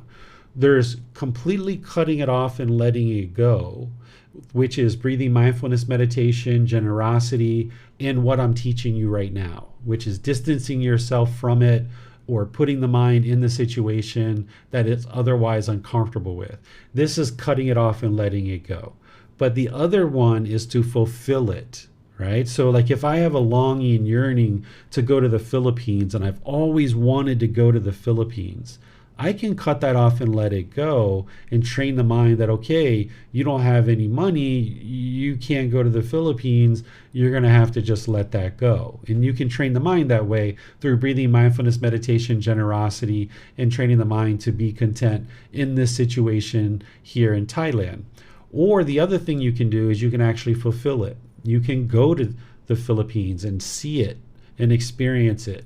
And this is fulfilling your cravings. So in terms of a father and the craving to be a great father, you're not interested in craving it. You're not interested in being indifferent and lackadaisical about it and not caring whether your children have guidance or not. Instead, you would like to come to this middle way and you would like to fulfill it. That as you are being a great dad, you acknowledge it and that you see that you're a great dad. And then in the meantime, you're also working to build your wisdom to be even a better dad, but you're not craving it. You're not chasing after it. You're just working towards it as a goal and objective. So this is how you fulfill a craving to actually obtain it. So I've talked with students at multiple times about people having craving for a life partner or craving for children or something like this. And once again, you can cut it off and let it go and just decide you're always going to be single and you're never going to have a child. Or you can gradually, slowly take your time, build up your wisdom, make a wise choice about a life partner, include somebody in your life, build up a really nice relationship, choose to have children, and this can fulfill your craving. And now that you have a life partner and you have a child, you need to train your mind to not be attached to them, but at least you've gotten rid of your craving for a life partner and for a child. So this is one of the ways to eliminate your craving, in addition to what I've already shared with you in today's class and in other classes. So with this particular craving, Max, you're going to need to fulfill it. You're going to need to continue to aspire and have the goal and objective to go forward to be a better and better dad, but not doing it with craving and not allowing the mind to be indifferent about it and complacent about it either. Okay, sir. So when you're fulfilling, or when you're fulfilling your craving, you don't want to have an expectation of, oh, this is what the fulfillment of my expectation needs to look like. Yeah, so you're not interested in having an expectation that, a perfect dad would do this. And because I didn't do that, I'm not the perfect dad, right? You need to understand that, okay, your life is what your life is. You're a dad, you have a job, you have different requirements, and you're going to do whatever it is that you can do. As soon as you allow expectations to come in where you expect this, you're going to fall short of that. Even if you get up to your expectations are going to grow and they're going to go beyond that. And now you're having to hurry up and get to that. So when you get rid of the expectations and you realize like, hey, I'm a caring person, I'm a loving person, I absolutely adore my children and I'm taking care of them. Every time you open your mic, they're always laughing and giggling and joking. So you're obviously doing something right? So rather than beat yourself up and have an expectation that you want to be here and you're always falling short of that, then just realize like, okay, let me get rid of the expectation and I'm doing whatever I'm doing. And now let me just work on cultivating wisdom. Even when I make a mistake, even when I do something that I would rather have not done, there's some wisdom that I'm cultivating in this situation. So that if your goal in this life is to cultivate wisdom, then everything you do, you're cultivating wisdom so you can never be a failure. Even when you make a mistake or you fall short of your goals, if you're cultivating wisdom, you're meeting your goal. So you should set your goals in life, not your expectation, but your goal. Your goal should be to always be cultivating wisdom. And even when you do things with your children, if you make a mistake here and there as you're making mistakes, you're still learning. You're still cultivating wisdom, and that's very valuable to you. So you can't ever fail if your goal is to cultivate wisdom, because even in your mistakes, you're cultivating wisdom. Wonderful. Thank you, sir. You're welcome. Thank you. Let's go to Christine. She has her hand raised.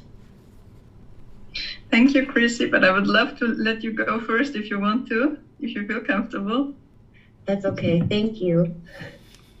So I've just been reflecting on the previous craving that we have been discussing, and I had a huge breakthrough actually, because I realized that all my life, whenever it came to me making a lot of money, I just changed job. I completely changed the field. I completely started over anew, so that again I would start with very little and work my way up. And I realized that every time I come to a certain income level, I just change the job again. And I never understood it, but now I really understand that I just probably felt really uncomfortable with that. So now I'm starting my business. I'm in the first year, and I do realize that I probably have to make sure that I don't do the same thing again as I'm coming to the next, as the business is slowly starting. I might just feel like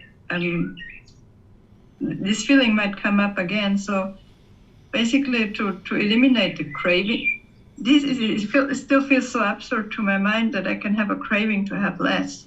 But if I investigate my whole life, I see it in so many areas.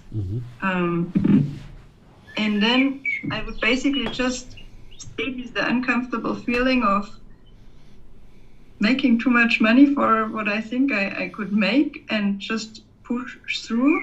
And that would be how I eliminate this feeling.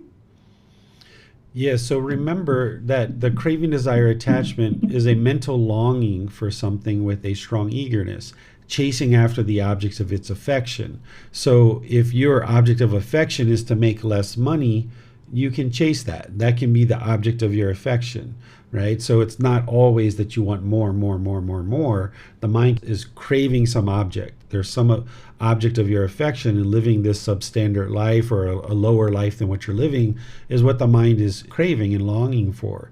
So if you're making money, then that's fine. You can make money. Or if people are providing you certain things that you need, certain resources, then okay, that's fine. You need to just train your mind that it's okay if mom provides these things to you. It's okay if you have this money that's available to you.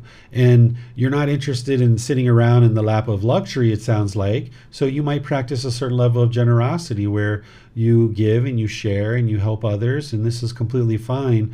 But don't feel like you have to live a substandard life and that there's some honor in living a substandard life, that you can live, just a basic normal life and have the things that you have available to you, and that's okay. So you can put your mind in the situation that it's uncomfortable with, which is live a life where you eat some good food every once in a while, right? You go to a nice restaurant, you do a few nice things for yourself here and there. You buy a nice pair of shoes or something like that, where you're not always just buying the lower end of the spectrum, but you allow the mind to have that nicer pair of shoes or a nicer purse or a nicer pair of clothes or something like that. And as long as you're not indulging in that and doing it excessively where you're going into debt, because that would be one side of it, but also chasing after this substandard lifestyle isn't going to produce peacefulness and joy either. So you got to find that middle way where you're occasionally purchasing things for yourself that are kind of nice and that you're okay with that, and you train your mind to be okay with that. Thank you very much, sir. Thank you. You're welcome, ma'am. Thank you. So the discontent feeling that often comes to the mind is a reoccurring feeling that I've felt for a really long time. Is maybe like a craving to be cared for, or a craving to be loved, or maybe a fear of abandonment. And I can see throughout the life doing, like going to opposite ends, like where I will just be really hard-headed and care for myself and not accept help from anyone. Like, I can do this myself way of coping with it. And then there's also like the other end of the spectrum where I will just be really sad about it and feel very alone and just crave that being to care for me, even though I know I should care for myself. So that is the discontent feeling, and I think the craving. Okay, so craving for love is a common one that many of us crave to have love in our life. And the problem that we encounter is that we don't understand what love is. And this is why chapter 15, 2 weeks from now, we're going to be dedicating our time to understanding true love, love without attachment. Because as long as we don't understand true love, then we're not going to be able to receive true love. And we're always going to feel neglected in that area. We're going to always feel like we're not getting what we really truly want. Because we don't understand what true love is in the unenlightened state, we don't practice it. And because we're not putting out true love, we're not experiencing true love coming back to us. And because we don't understand what true love is, when someone's practicing true love, we can't identify it as true love. Because what you guys are going to hear me talk about 2 weeks from now is craving, desire, attachment is masquerading as love. What we think of as love in the unenlightened state is actually craving, desire, attachment. So many people in the world are craving for love, and you can't experience love from other people until you know what true love is and you can practice it. And as you're practicing true love with others, then you'll experience true love coming back to you, and you'll be able to identify it as it is coming back to you. But as long as the mind doesn't understand what true love is and it's not practicing true love, we won't be able to experience true love. So that one is one that you're going to need to experience. You're going to need to fulfill that one. And the way you start is by gaining the wisdom of what true love is and then you practice it more and more. And as you are, then you'll experience more and more true love in your relationships. And this is how you'll ultimately satisfy that craving, is by fulfilling it. Thank you, sir. Mm-hmm. It also looks like, I'm sorry if I say your name wrong, I apologize. Is it Kushi? Yeah, it's Kushi. Thank you. Hello, Teacher David. Hello, Koshi. How are you? I'm fine. So I wanted to ask you that I have this uncomfortable feeling around people, to be around people, and it also gets carried on when I'm with my family. So I cannot spend my time with my family, right? And sometimes I feel guilty about it, that I cannot spend or give my time to family, because all that I can give right now to my family is my time and love. But because of the uncomfortable feeling that I have around people, I cannot do that. So I don't know what the craving is there, but I feel good when I'm isolated, but I also need someone to be there for me, like who doesn't judge me. I can be comfortable around them, but it's not every time. Okay, so this is very similar to Jan's. Jan is more about protection and feeling safe, but being uncomfortable about being around other people. And I also had those same feelings at one time, where at one point in my life I felt uncomfortable being around people. At other times in my life I felt uncomfortable being alone. And your mind can swing back and forth like this. So where you observe that you're uncomfortable being around people, you would like to put the mind in that situation, whether it's going to the mall, whether it's going to the movies, and all of these kind of things. Now, if their mind's uncomfortable being around certain people because they're aggressive and harsh and hostile and bitter and resentful, of course, you're not necessarily interested in putting your mind in that situation. That's not what you're trying to train your mind to be comfortable with necessarily. But by the time you get to enlightenment, if somebody is bitter and harsh and aggressive with you, you'll still be peaceful and joyful. But if your mind is craving to be alone, and that's where you feel comfortable, and you don't like and you're uncomfortable being around multiple people, then you would like to go to environments where there are multiple people, like malls or movies or walking on street markets and things like this. You need to do that gradually, right? You'll need to go up to your comfort zone, try to break through that comfort zone a little bit, expand it out wider and wider and wider. And where you need to go off and be alone, you go off and be alone. So if you're in a busy market and there's a lot of people and you're feeling okay being around lots of people, and then you get to a point where maybe 10 minutes into it, you start feeling a little bit apprehensive, maybe you need to step off to the side, regain your composure a little bit, regain your calmness.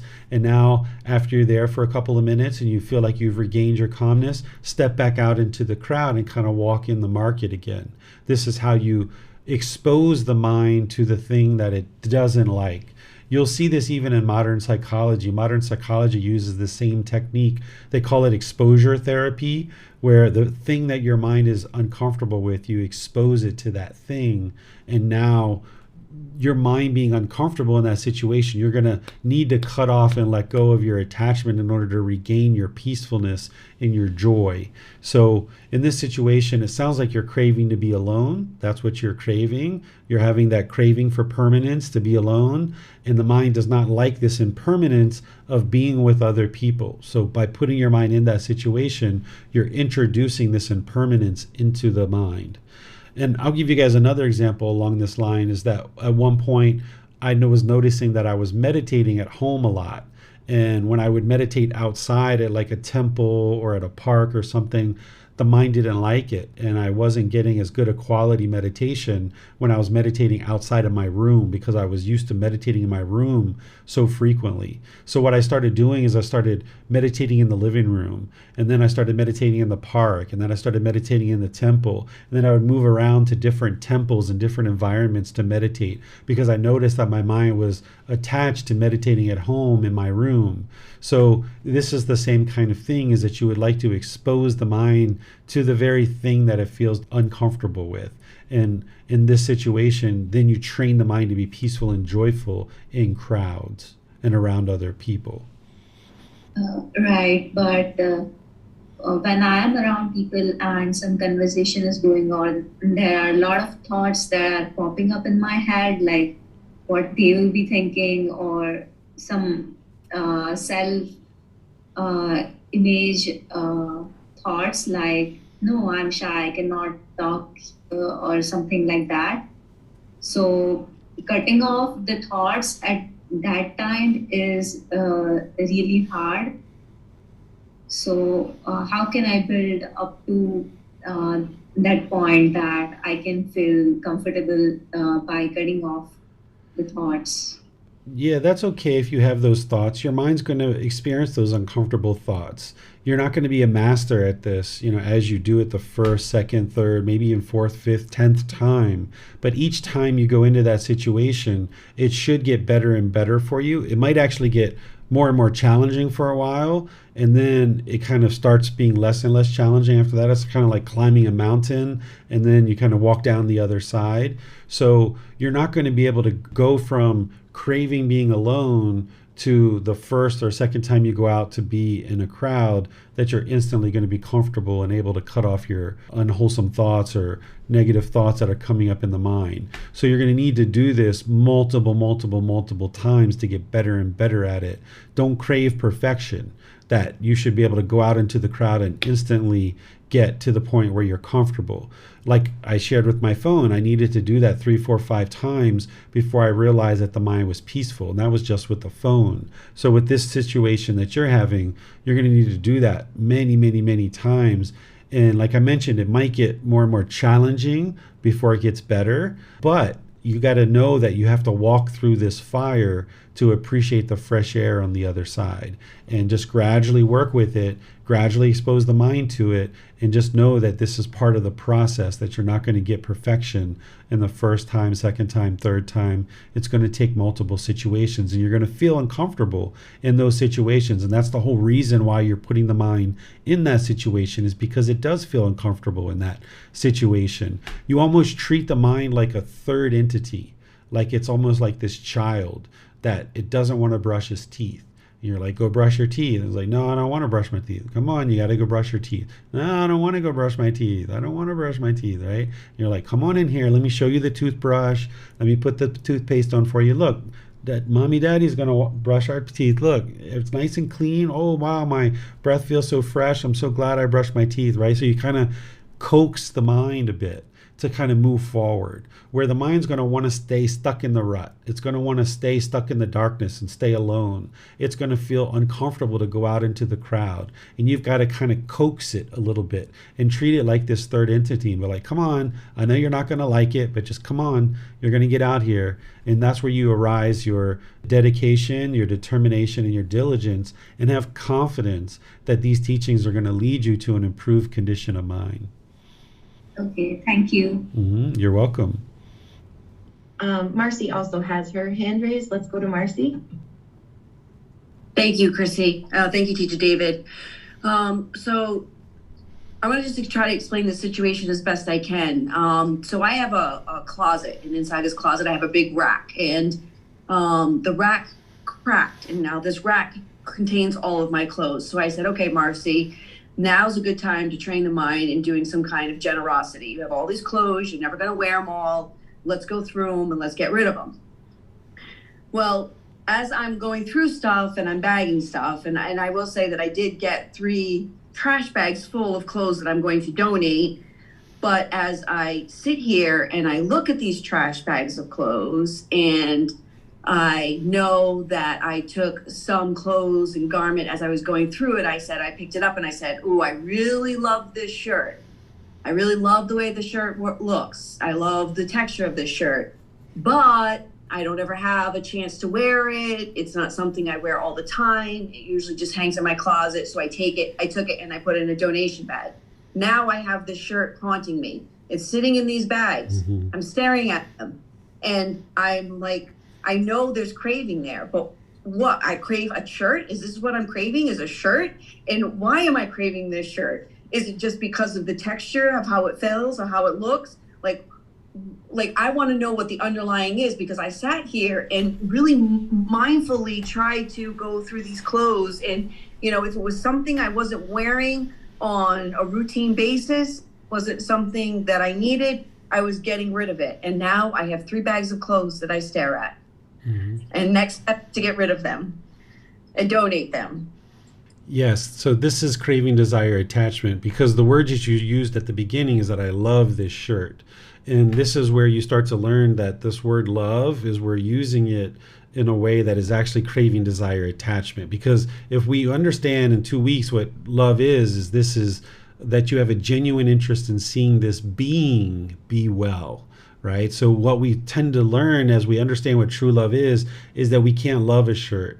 We can't love chocolate. We can't love vanilla ice cream. It's not possible, because if you understand what true love is, which is a genuine interest in seeing this being be well and loving this being as they are, then we understand that this craving, desire, attachment is masquerading as love. And one of the challenges that we have is that we use this word love as it relates to food and clothing and a car and a certain thing that we're experiencing, or I love that movie. We tend to use that word as craving, desire, attachment, not even realizing it. This is part of that unknowing of true reality. So yes, 100%, it sounds like you're craving that shirt and your mind's holding on to it and clinging to it. Whether it's the color, whether it's the texture, whether it's how it feels on the body, whether it's how it makes you feel in terms of the body, whether it's people looking at you and you get certain looks and you appreciate those looks, or whatever it is, or you get certain compliments, that's something that you'll have to figure out in your own mind. But there's something that the mind's craving there, and it might be multiple things. And giving it away sounds like a perfect way to eliminate this craving to this shirt. Whether you choose to do that or not, of course, is your choice, but it definitely sounds like there's a craving there, and letting it go through generosity, since that's where you're at with it, then that's one way to do that. Another way to do it, like let's just say it's a particular article of clothing that you have that you need to wear, but you're noticing you're craving it and you'd like to keep it around. One of the things you can do is let people borrow it. If you have friends or family that are okay with wearing your clothes, you can let them have it for a while, let them wear it, let it go for a while, and then it'll end up coming back to you in a few months or a few weeks when they have worn it a few times. And this can train your mind to let it go as well. So you don't have to just always give things away in order to eliminate a craving, desire, attachment. You can practice generosity through just sharing it with other people for a period of time. Like if you were holding on to your car and you don't want anybody touching your car, one of the ways that you can train your mind to let go of it is to let other people drive your car. You're not going to give away your car in order to eliminate the craving because you need it, but you can let other people drive it and get comfortable with that. And that can be one of the ways to train the mind to let go of a significant craving of something that you have that you need to use. Because remember, the craving is in the mind.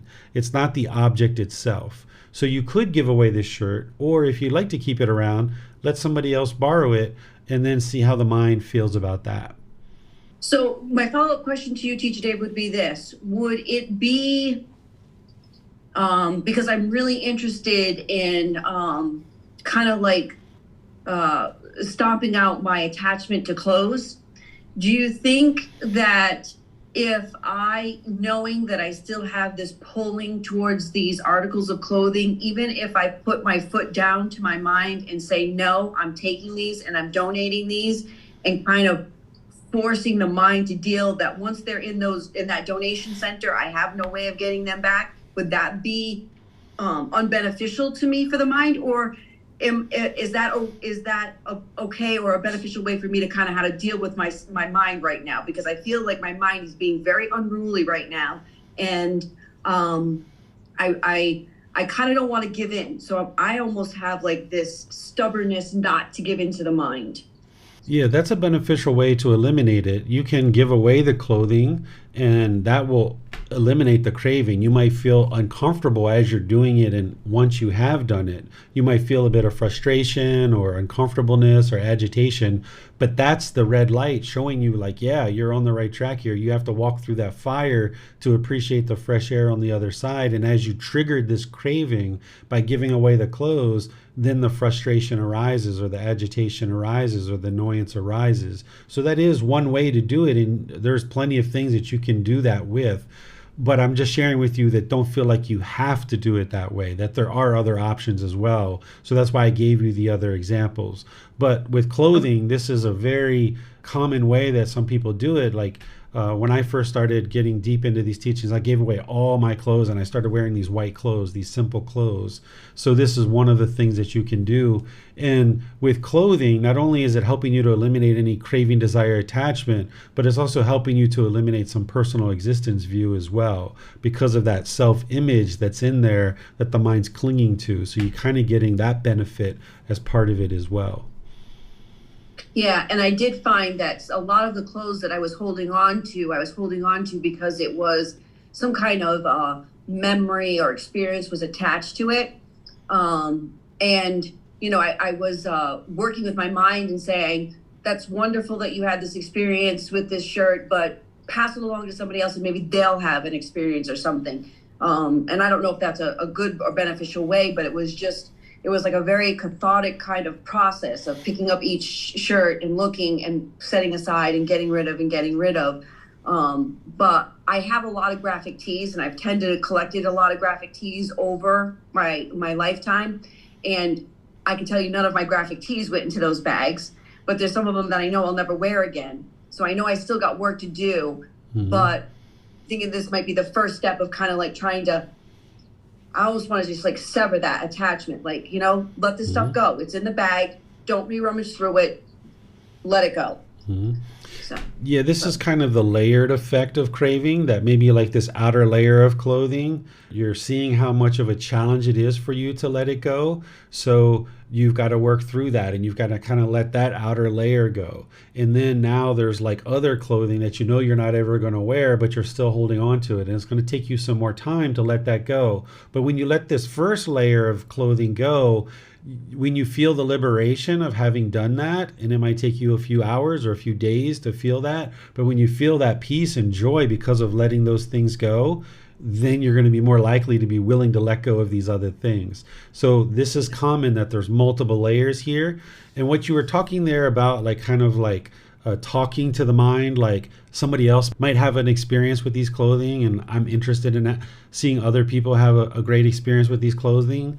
This is what I call coaxing the mind. Like I was just describing, I think, to Christine, that you kind of have to coax the mind a little bit sometimes into some of these things, because you treat it like this third entity, and you kind of coax it into doing what you know is wise, but the mind doesn't really want to let go. And you kind of have to coax it a little bit, or kind of convince it to let it go. And that's kind of what you're talking about, is saying, well, I had a great experience with this shirt. Maybe somebody else will have a great experience with it too. And that makes the mind more willing to let it go. If you need to do that kind of coaxing of the mind, then go ahead and do it. And that's going to ultimately get you to the goal, which is letting this stuff go in the mind, is letting go of the craving in the mind. Letting go of the physical object will help you to let go of the craving in the mind. But just understand that the actual craving is in the mind. So that's why that other option that I share with you about letting people borrow your clothing is the same thing. It's training the mind to let go mentally, so that we don't always have to give away all the things that we have in order to let go of the craving. And the car is a perfect example of that. Like, you can't give away your car to somebody just for the sake of giving away your car. But if you would like to eliminate your craving to it, you might decide to let other people drive it and take it and go. People that you trust, of course, that are going to bring it back. But this is one of the ways that you can still maintain the possession, because it's important and it's valuable and it's helpful and beneficial to you. But you would like to train the mind to let it go. And these are some of the options that you can employ depending on the different cravings that you're observing in the mind. And my final question to you, Teacher David. So I am anticipating, or I am not fooling myself, that once I do sever my ties with these clothes, that I might have some regret. Now, to antidote that, would just going into a meditation be okay? Like just doing some breathing mindful meditation and just trying to let that go, would that be a good antidote to get rid of those post feelings, discontentedness? Yes, breathing mindfulness meditation, as the Buddha describes and as you will observe, is that it eliminates unwholesome mental states on the spot. That's his exact words. He says, breathing mindfulness meditation eliminates evil, unwholesome mental states on the spot. Now, if you were just starting out your practice and you were just starting to meditate, it's not going to necessarily do that because you haven't accumulated enough benefits.